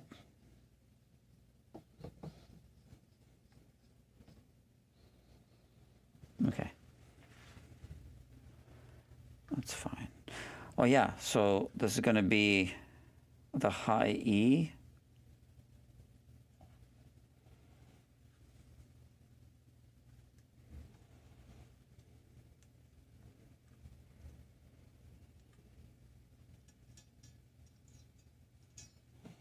I did tighten these, right?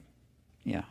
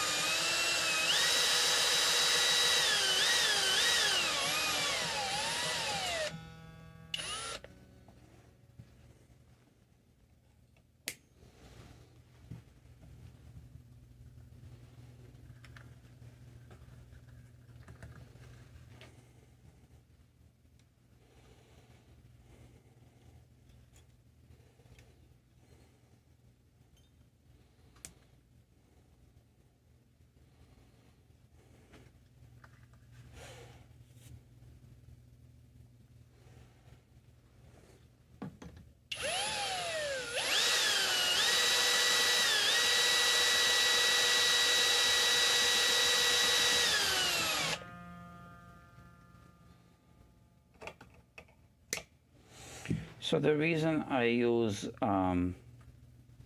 the power tool with the simple method is because with the simple method,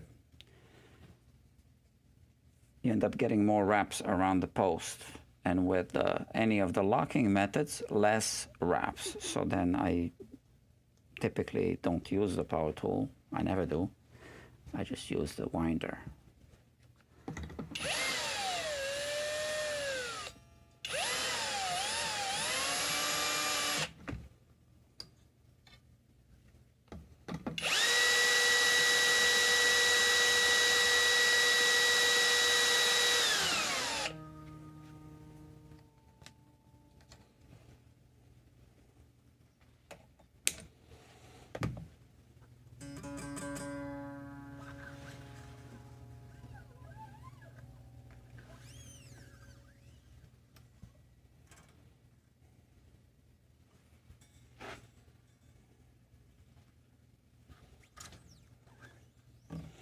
So because they're not staggered, this one is tall, you need a little more.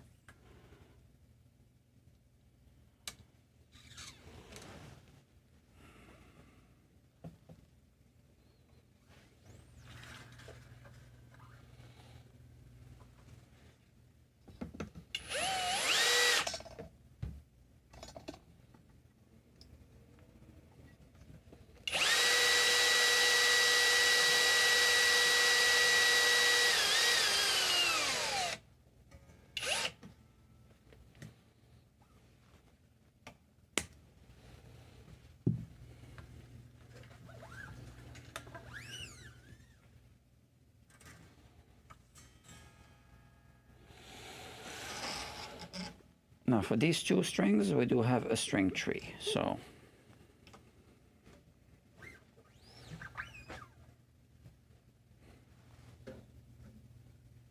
that helps with a string tree.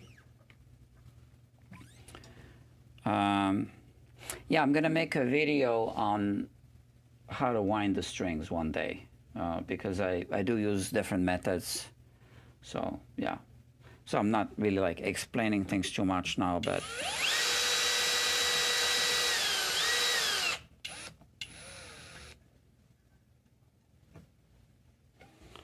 like that.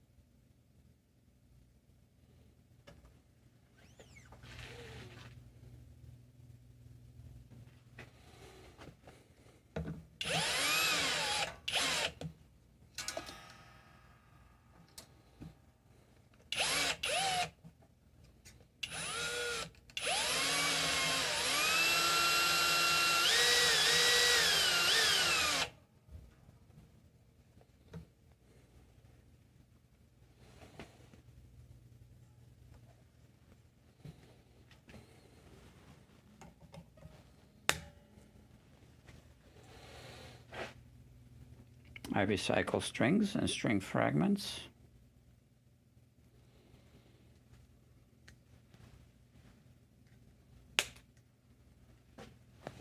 There. Okay, that's that. We don't need this anymore.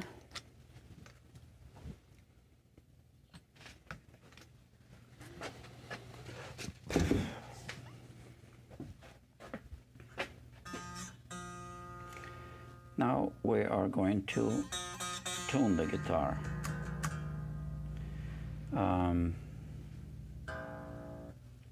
So the action is going to be too high now. I wonder if I should just lower it a little bit.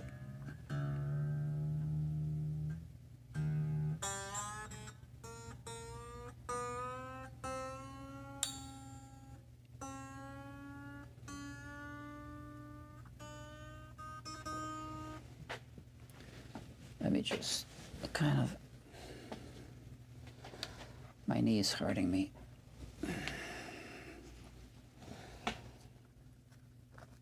A leave it slightly higher than I want it to be. And we haven't adjusted the neck relief yet. We haven't adjusted the nut, so just a preliminary, we're roughing in a setup. And I want the strings in the middle to be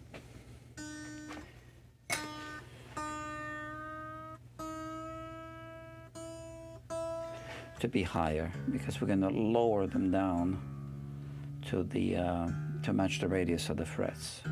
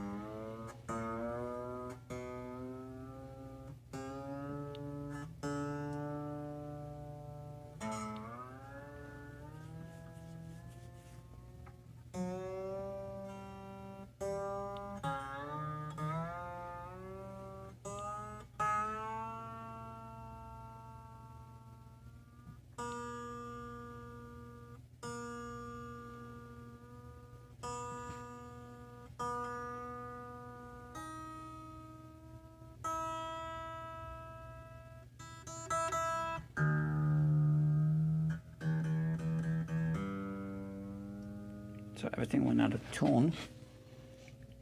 Oh, it's lifting the bridge, so we still need to tighten those two screws.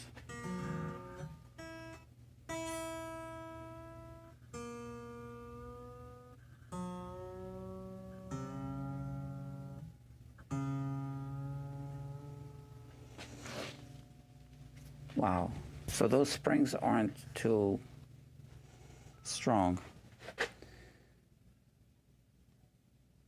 Okay, the nut is not far off, and what we want to do is kind of rough in the neck relief. So I put the neck rest here. Now let's take the straight edge and some feeler gauges.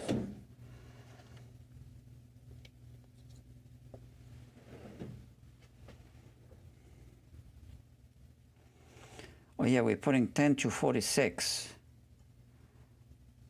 So initially this guitar had 9s on, 9 to 42. So that's one reason why the springs need more tension. Wow, and this is quite a lot of relief. So yeah, we definitely need to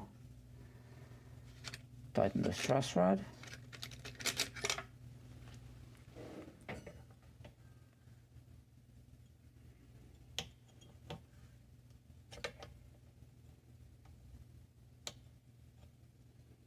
Where are you?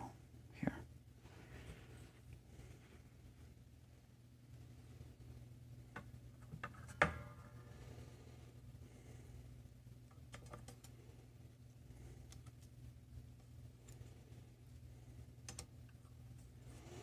Just right here. What about the treble side?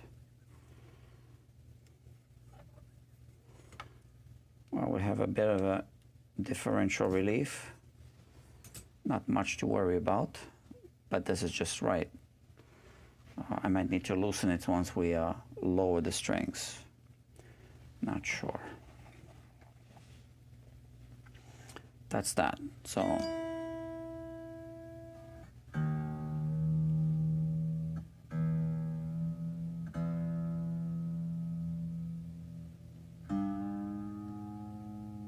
the tuner doesn't feel good. Yeah. There's a section on the gear that's really not good. Yeah. That's the A tuner. I gotta make a note.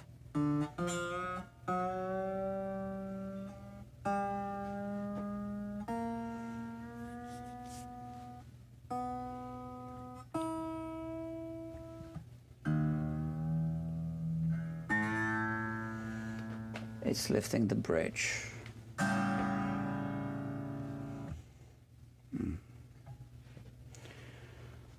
All right, so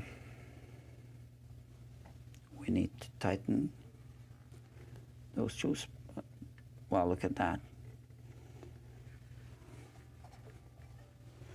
We need to tighten those springs. I'm just going to drive it in all the way.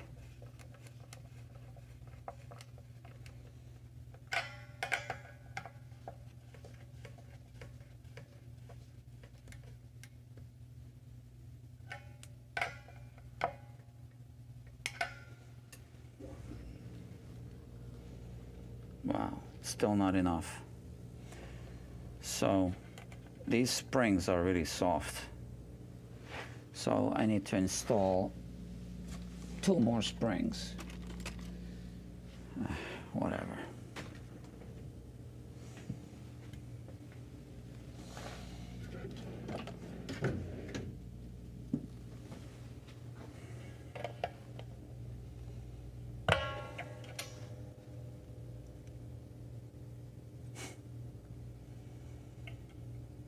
Where should I put this one? Whatever.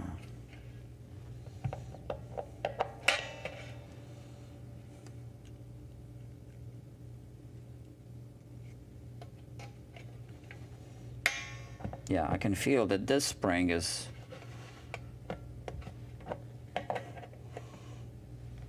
different.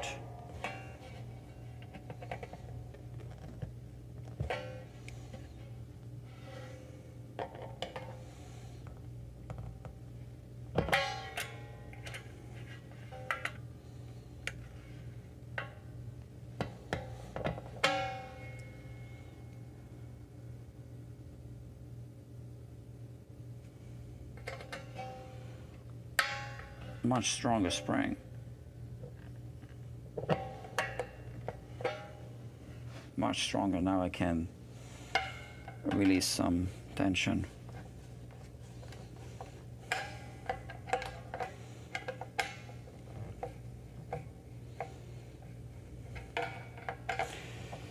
But I believe he said he wants it decked and not moving anyway, so I'll discuss this with the customer tomorrow. If I need to tweak this setup, this portion of the setup.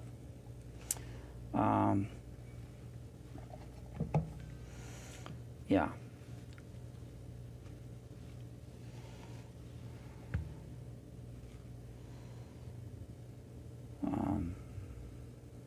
Okay, cool. All right, so now I can tune the guitar. Now obviously the pitch went up.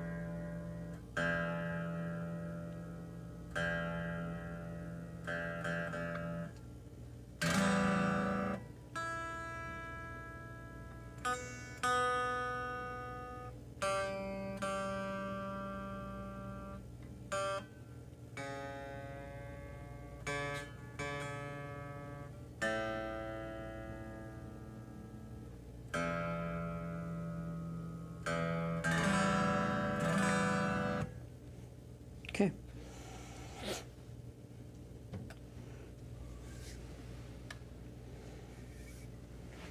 I don't know if I would want to play a guitar like that. Might be kind of fun.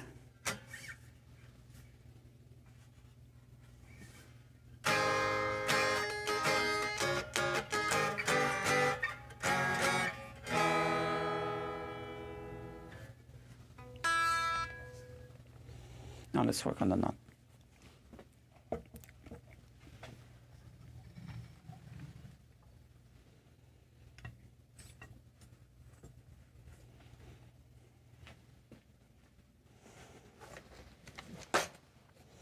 I do want to finish this tonight. This is taking me longer, like I said, than it usually does.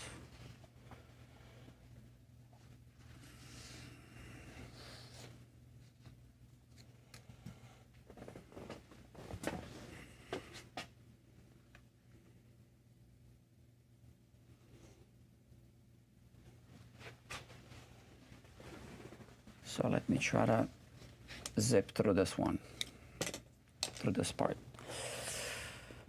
Okay, we have here the E string.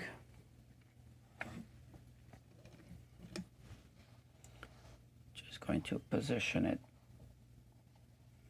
like that so we can see it through the microscope. That's it. Okay, let's zoom in a little bit.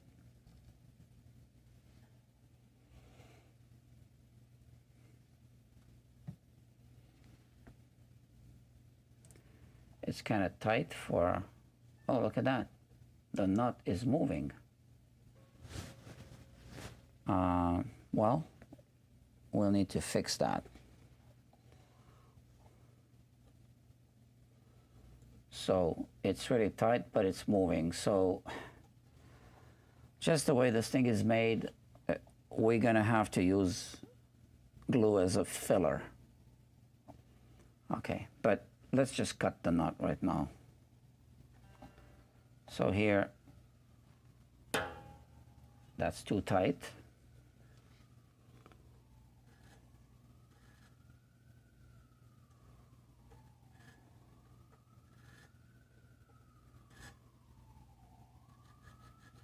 It's a 46 gauge string, so I'm using a 46 gauge file. Normally a 42 gauge string would go here, right?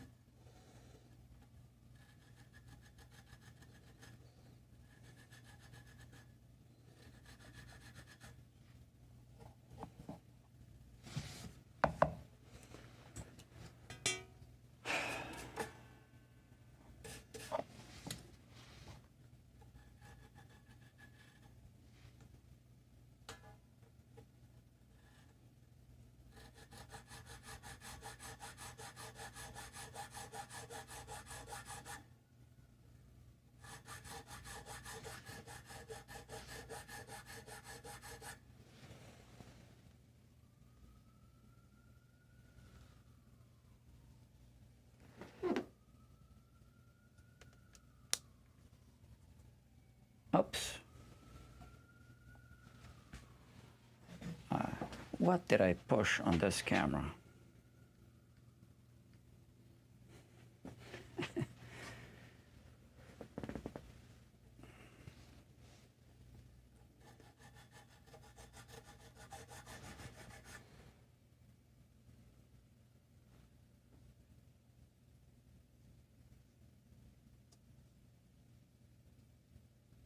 Okay, so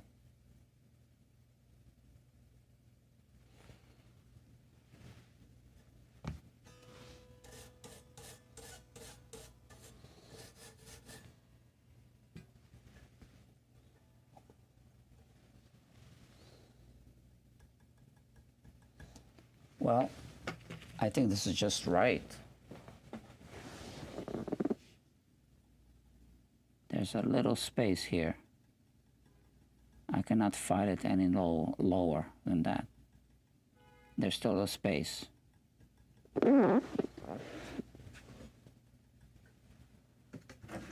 Tiny little space, which means I need to use the onion skin feeler gauge to even detect it. But I can hear the tap.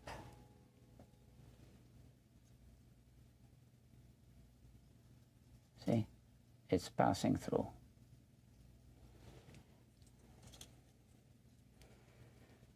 and that's what we want.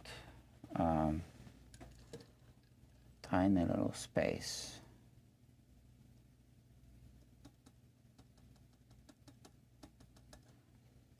Yeah, very little space. I can turn it this way, I guess. So now the camera can see it. Oops.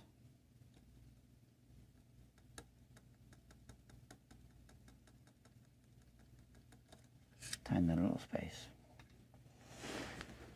So we're done with this one. That was easy.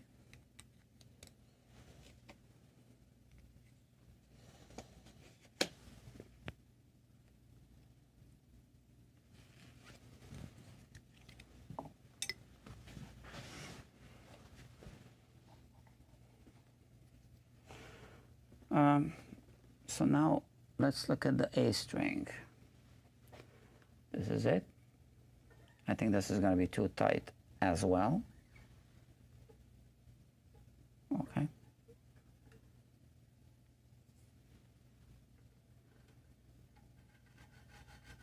Let's open it up at the back end.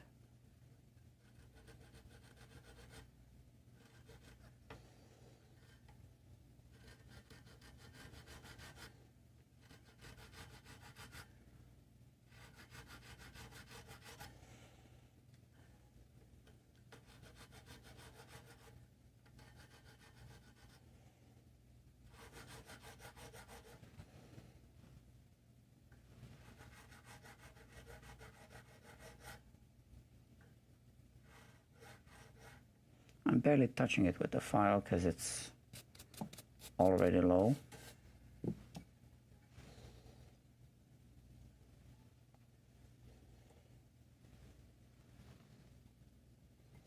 And now I am, same thing, I'm barely seeing a space, but there is a space there. Okay, I'm not even going to bother measuring. This is good. So I put this file away. And we move on to the next string. That's a 26 gauge string. There is a little space.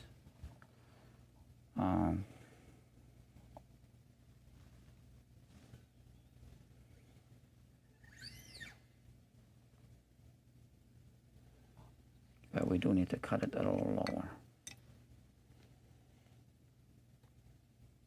And we need to open up the back.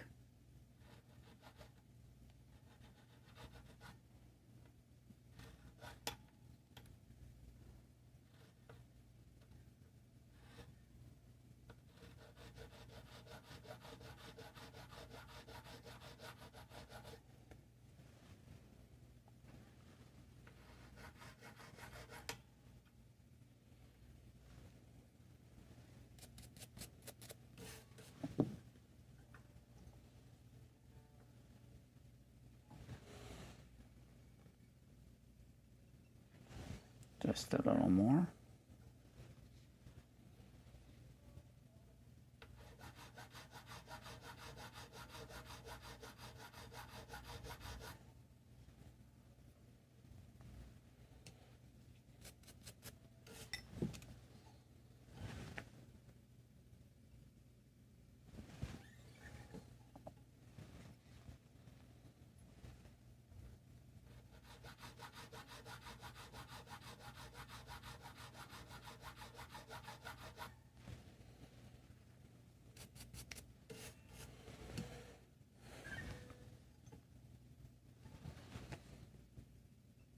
That's it.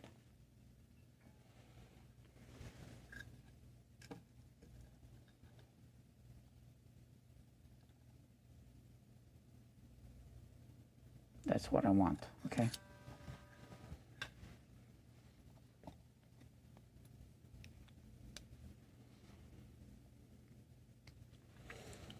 So these string slots are so low now that yeah, because I cleaned up the nut shelf, so that lowered the nut. I think there was like a little bit of glue lifting it up.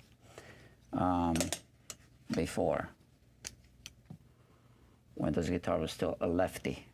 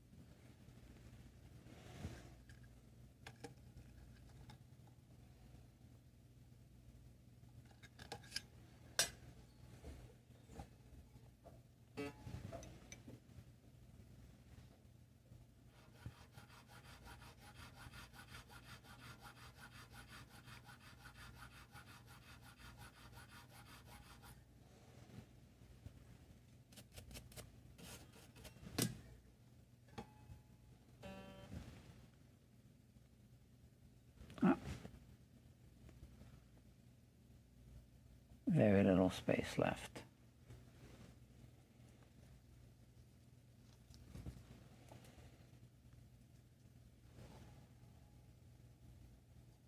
Okay, so there's a little space left on all of them.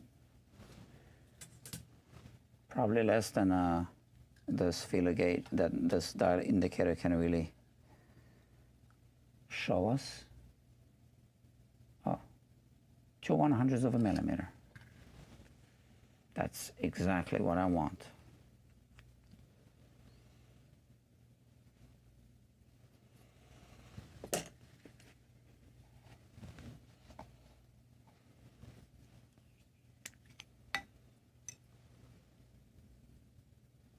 Okay, that's too high, I can see.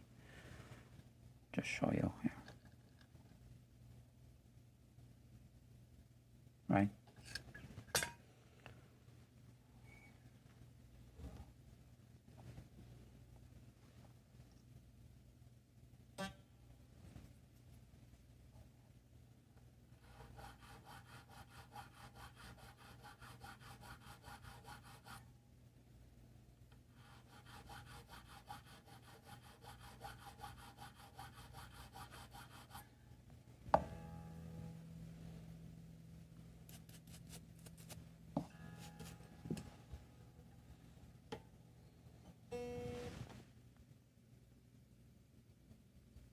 Don't touch it. This is it.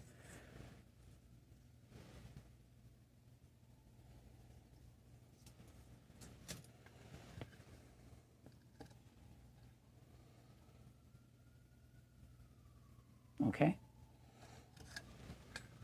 That's the relief that we're measuring, okay? Not the action. The action is this. The relief is this. So what's the relief here? Maybe 10/100ths of a millimeter, maybe like up to 12. Let's see.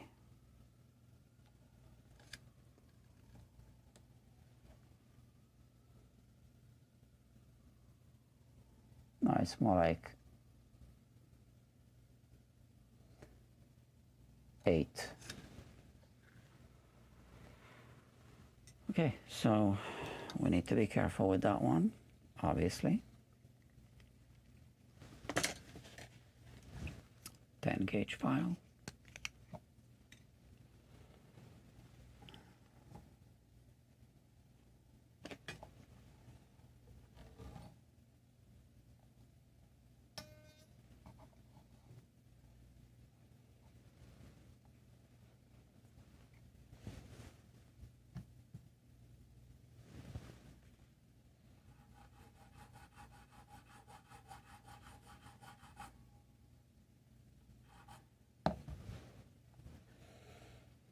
I don't want to risk it.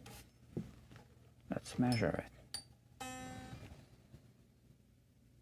Just a little more.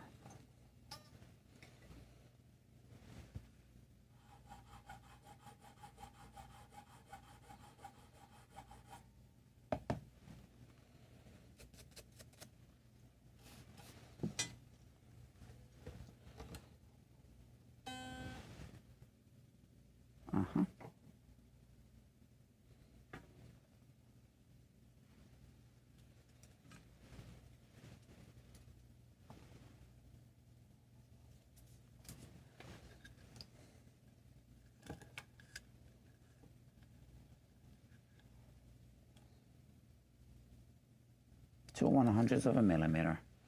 So, yeah.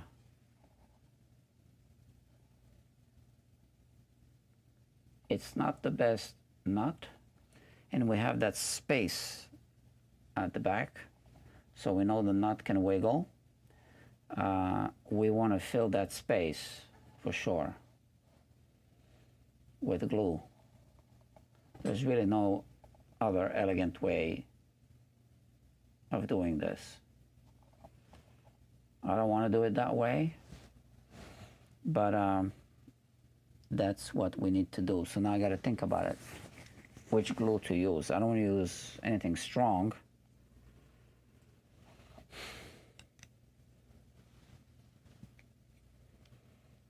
Got to think about that.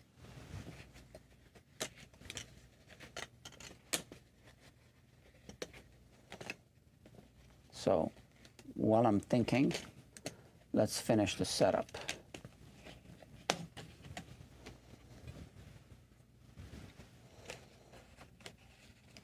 We don't need the files anymore, and we don't need the microscope.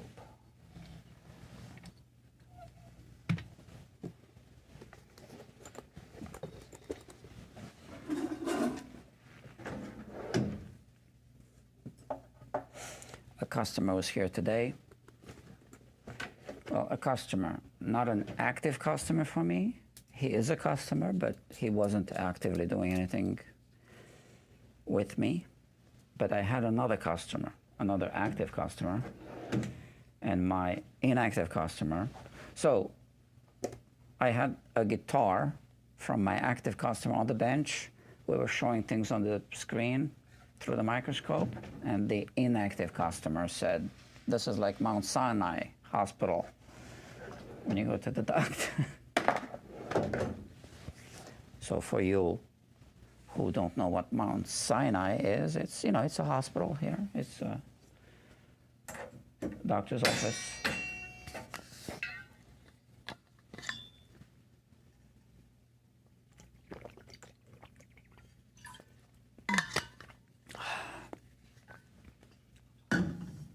Let me log my water intake.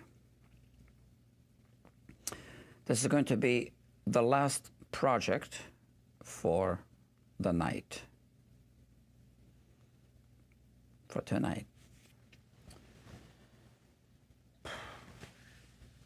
Okay.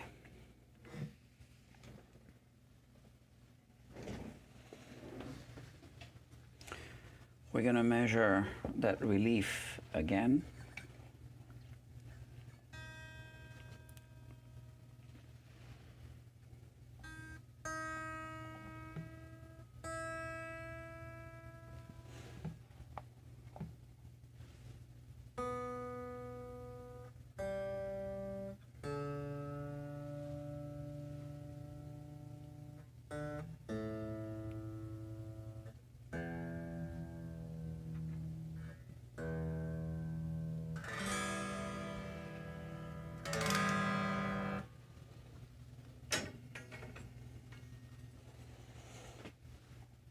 Now that the guitar is settled,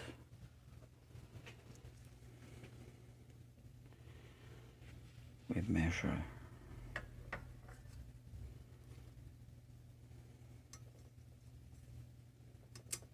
you see I need to tighten the truss rod.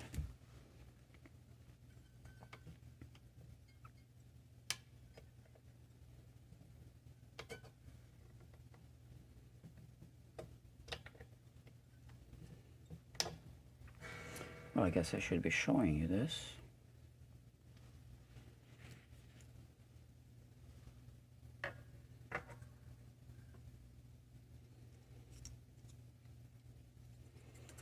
So I don't want 8 1/1000ths to pass.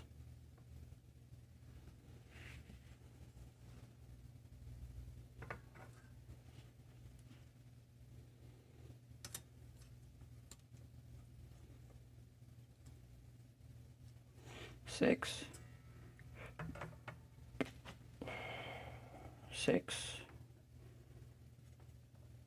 Good. Right, I thought we had a little bit of a differential relief, but we don't seem to have a differential relief. What I don't like is the fact that this string is further away from the edge than this one. So, and the neck pocket is tight.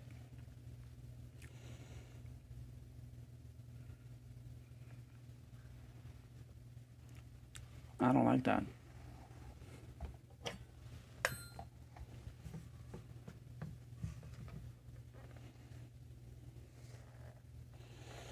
So we need to push the neck in this direction if we can.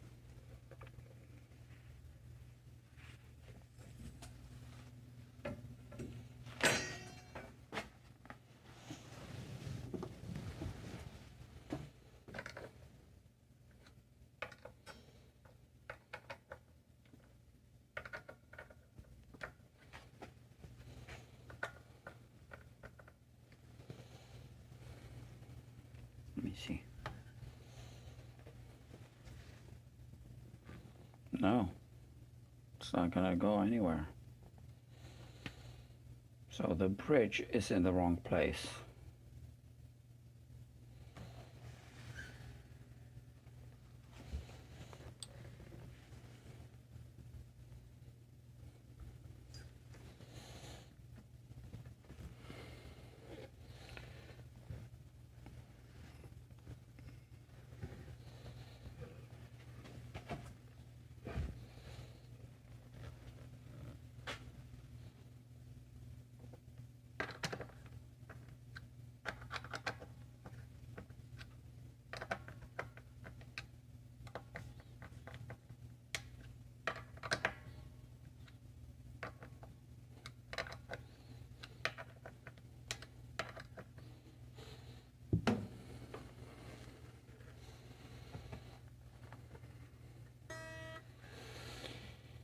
I mean, there's a small discrepancy.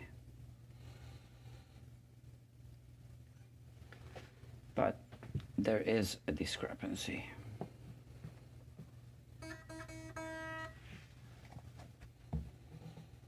Okay? I can't pretend that it's not there. So I still don't know what kind of glue I'm going to use.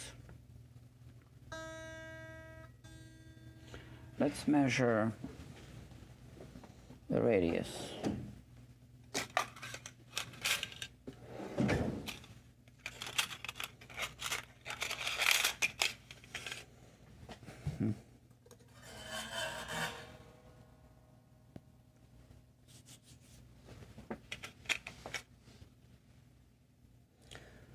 So I have here a radius gauge.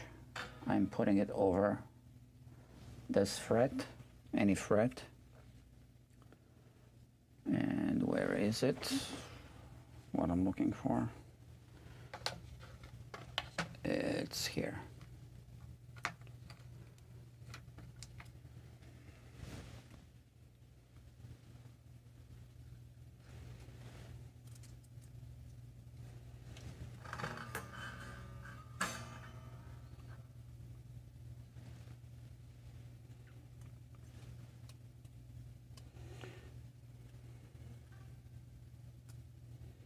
It's a 9.5-inch radius, okay? Because I can't put this through anywhere.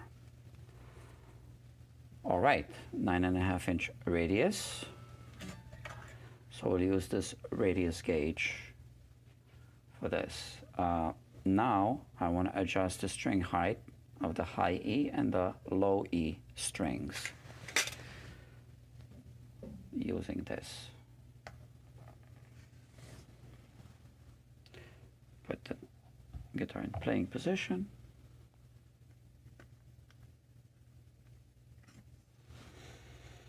You can't really see this on camera, but I want to go for 61/1000 of an inch on the high E.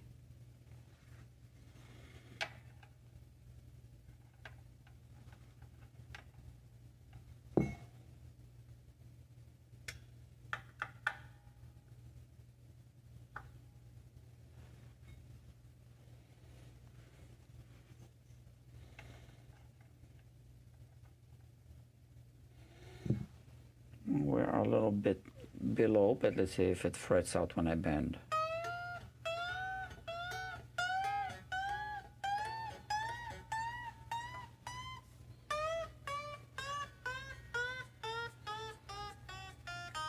Good. So we leave it a little bit below 61 thousandths. Oh, there are no side dots. Yeah. So that's another project potentially. We are at 90. We want to go lower, definitely.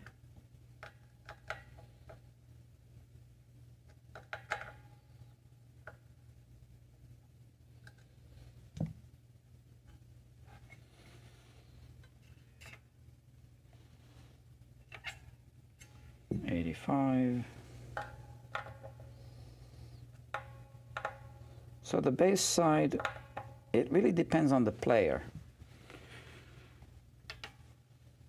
I'll put it at 80 and see how he likes it.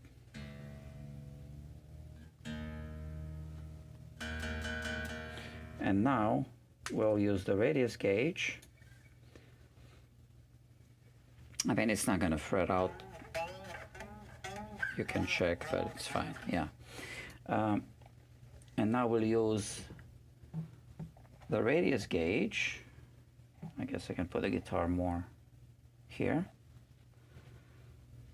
to lower the other strings to match the radius. So let's do the B maybe first, okay?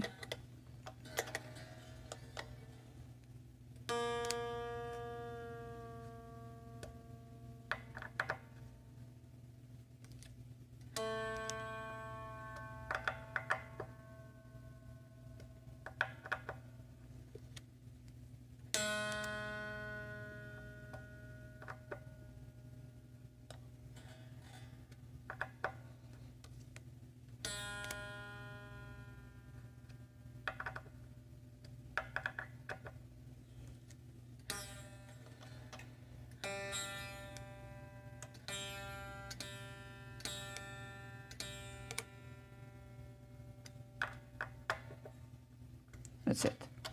I can hear it and I can feel the vibration as soon as the string hits the radius gauge.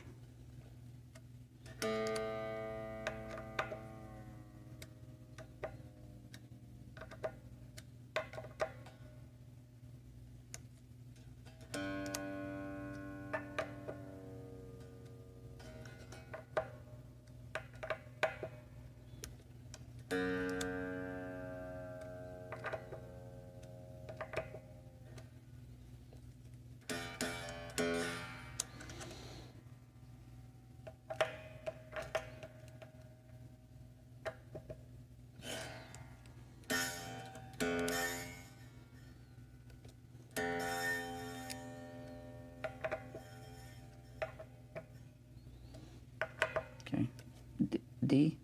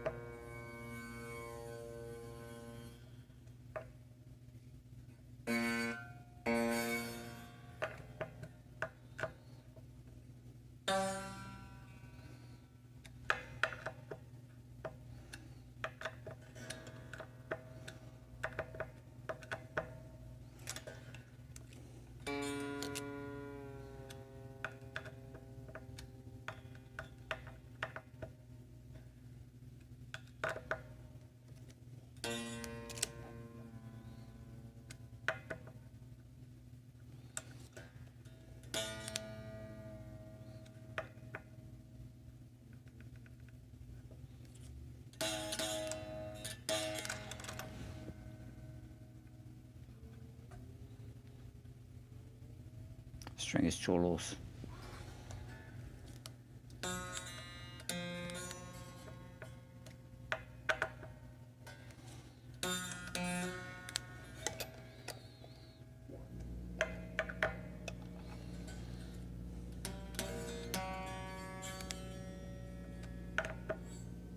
Okay. Now I just check it by eye to see if all of the saddles are parallel. If they're not, I have here a little mark on the screwdriver, so I can see how much I'm turning the screw and same amount of turn the opposite direction.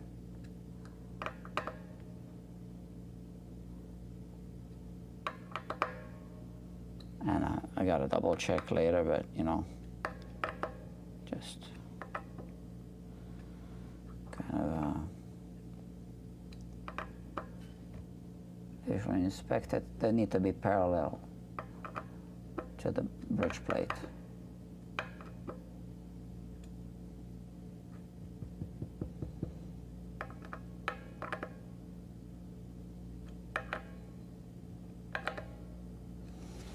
And now let's double check.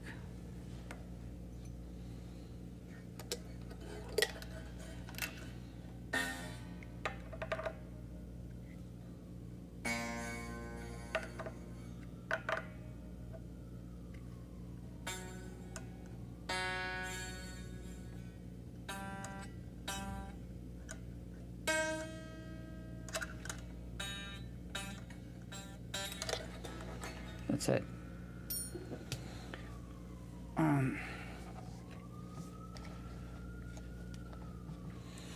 The action looks okay to me. We have what else to do? Intonation, right? So obviously we need to tune the guitar.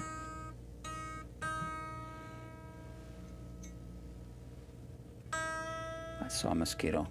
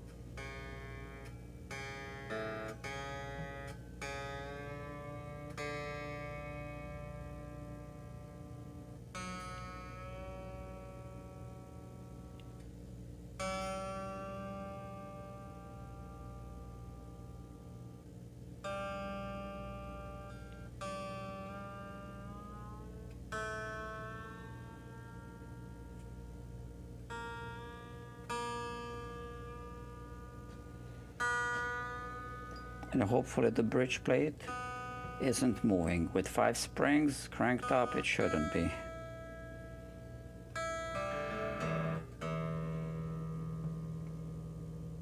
I don't like reverse headstocks.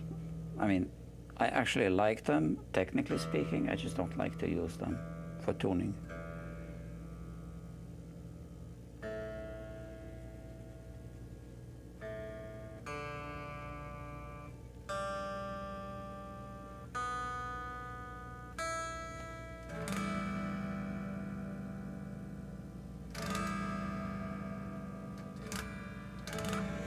I still don't know what kind of glue to use for the nut. Some kind of filler, not so much glue. That's right. We don't want glue.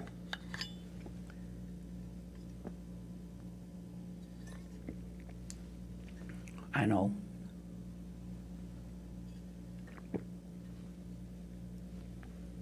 I think I have it here. Joint compound. That's what I'm going to use.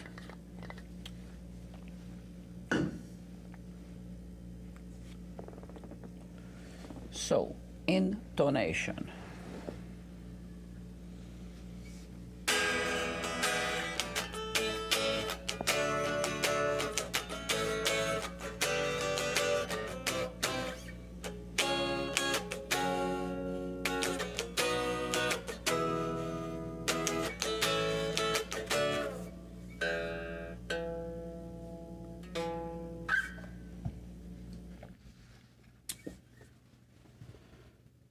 we need the screwdriver.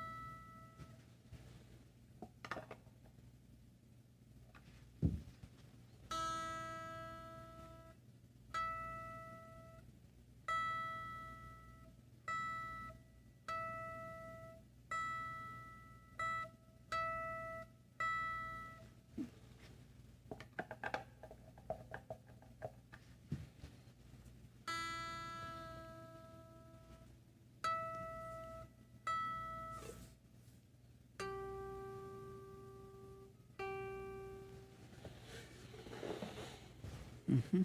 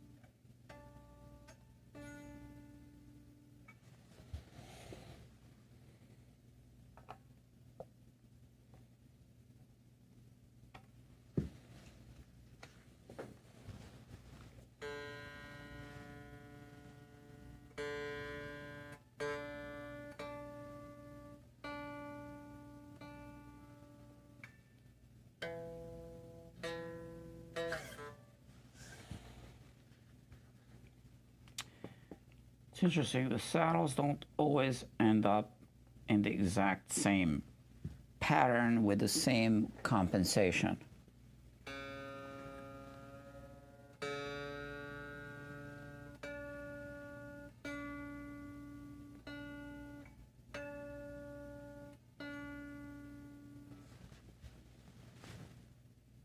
On all guitars.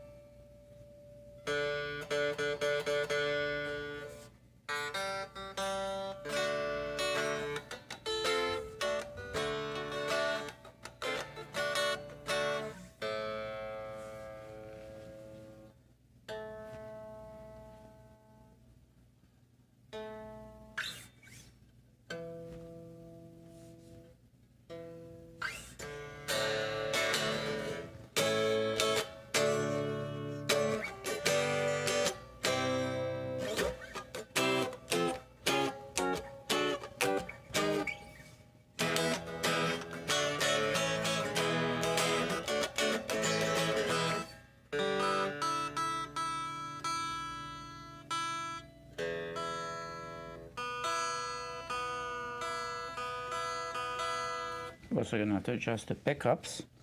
I'm just going to rough them in right now.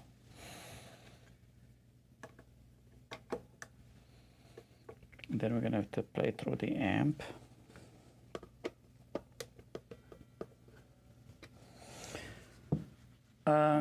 Yeah, that nut. So I think I got joint compound here. Yep, I do.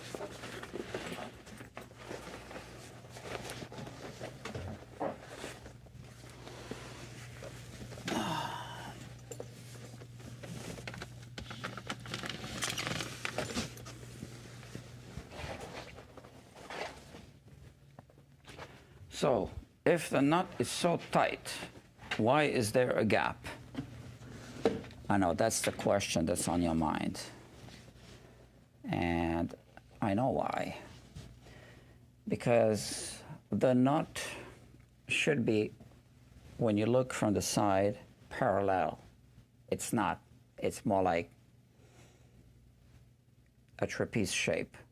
So it's tight at the bottom, but it's got that little gap.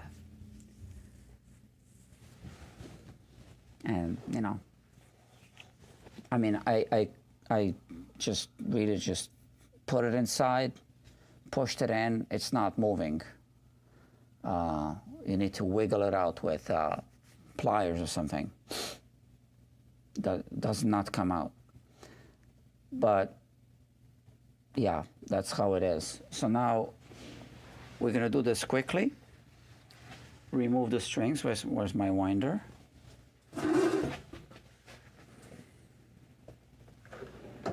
Here. Okay, so let's put the guitar here so you can see what I'm doing. Remove the strings from the string tree. And this is where this comes into play. So this, because this is a good tool or accessory, what am I going to call it? You see, you put the strings like this.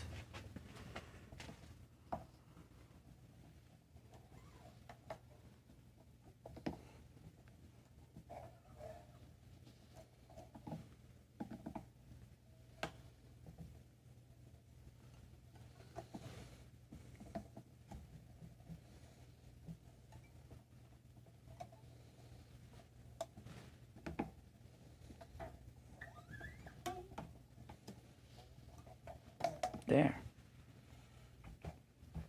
Okay, so now we can work on that gap. This nut isn't moving. I cannot push it or anything, right? But there's a microscopic motion in this direction.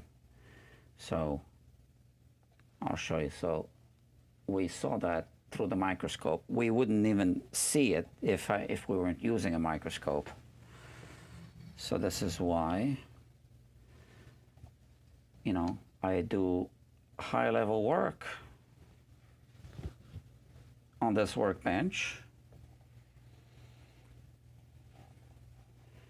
because I do use a microscope.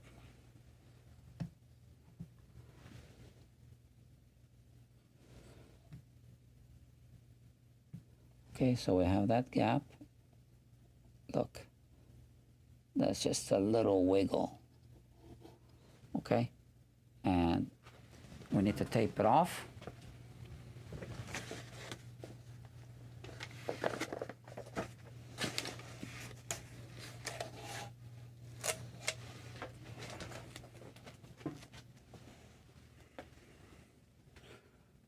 See, this is interesting, right?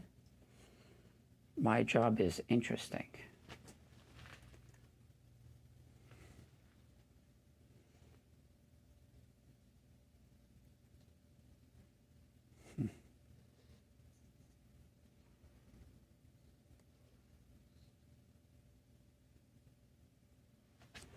Here, you can see I am placing this right here, and you know, we want to put it so that it is like just leaves a little gap there.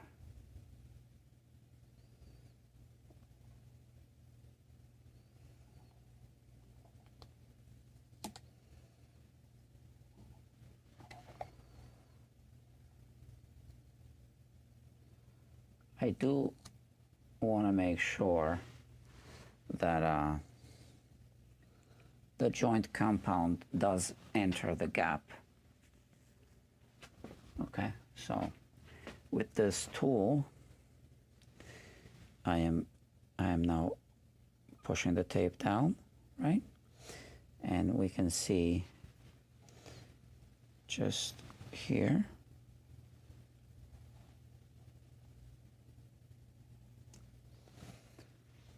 That's it.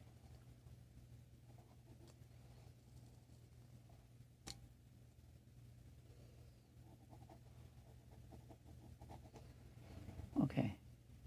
And I think I can just use this tool to put the joint compound inside the gap, right? It doesn't have to go all the way down, not at all.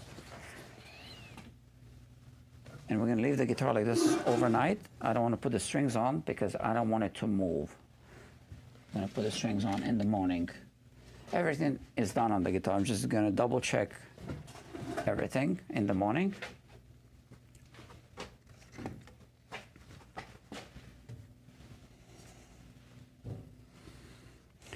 Joint compound. All purpose, it says, okay? Since it's all purpose, well, I'm using it for this purpose. Okay, and this dental tool, yeah, we got all the equipment. So for those of you from other countries, Europe, and joint compound is used for walls. It's not plaster. It's not even similar to plaster. You can mix it with plaster. And I want to tape off the front, or, you know, it's really the back end of the nut. I want to tape it off. Like that.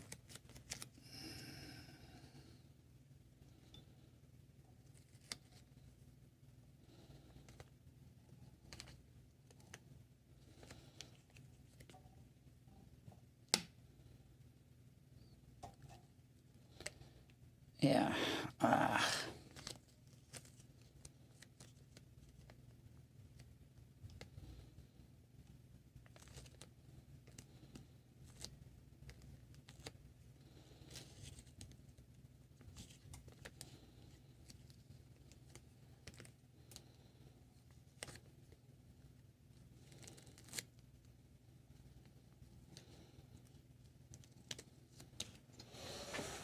Is that good enough? Well, let's check. Yeah, we still have a gap. Okay, so I just folded it like this.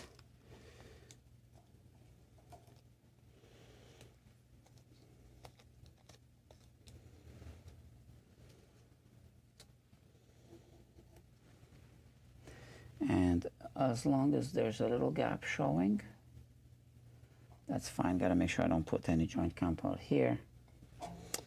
Or maybe I can do this better.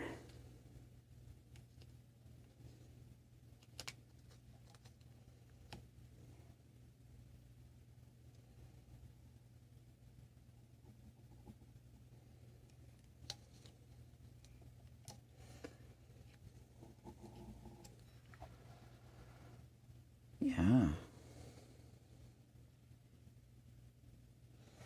Okay. Now just a little bit. We have a tissue here.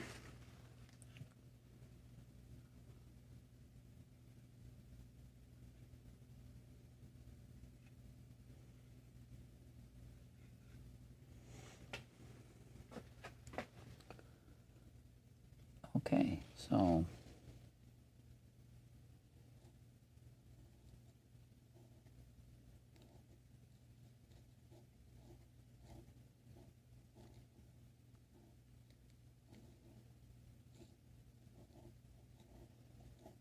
it's water-based.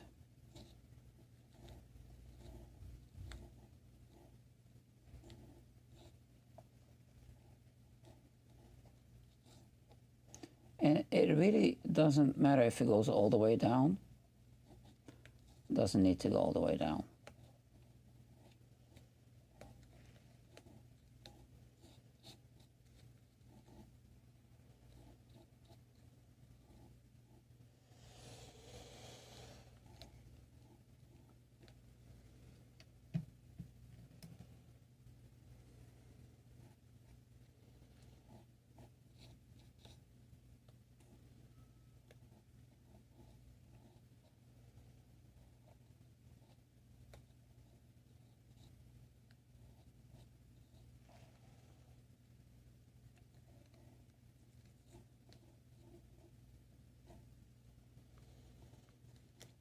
So the reason I'm not using glue is, in fact, I don't want this to go all the way down.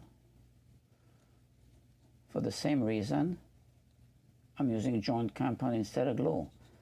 The nut needs to be removable, okay? Serviceable. So if it's glued in,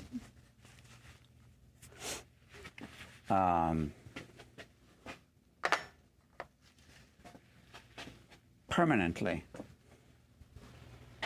that's not good, right? That would be like gluing tires to the rims on your car. Would be a nightmare to remove them. So here, I don't want the joint compound to go all the way down, right? And I don't want to use glue. So it's just a little bit close to the upper edge, just so the nut doesn't wiggle. And when it solidifies, it's going to be hard enough for this, okay? Not as hard as plaster, okay? And this is, I'm pretty happy with this. Now I can peel off. I can simply remove it like this, right? That's it, right? I'm removing the tape. And here, this tape. So maybe I do this first.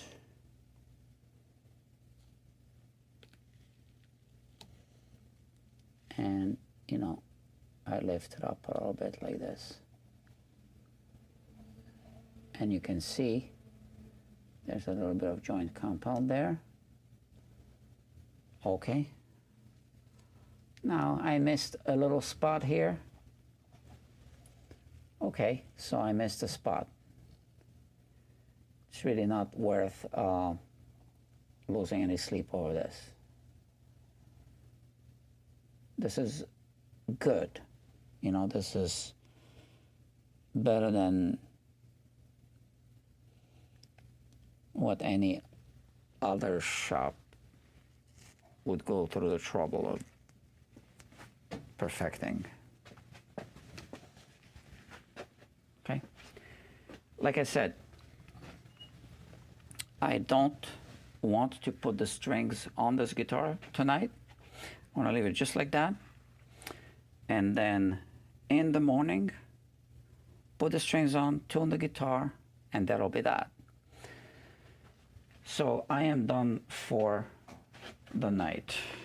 It is 3 hours and 14 seconds. Spent too much time on this guitar.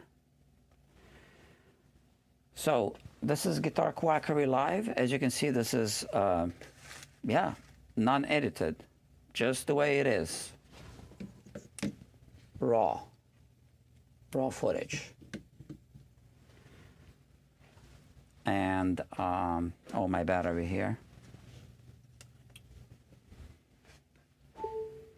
Yeah, man. Subscribe to Guitar Quackery Live if you like to watch live repair videos.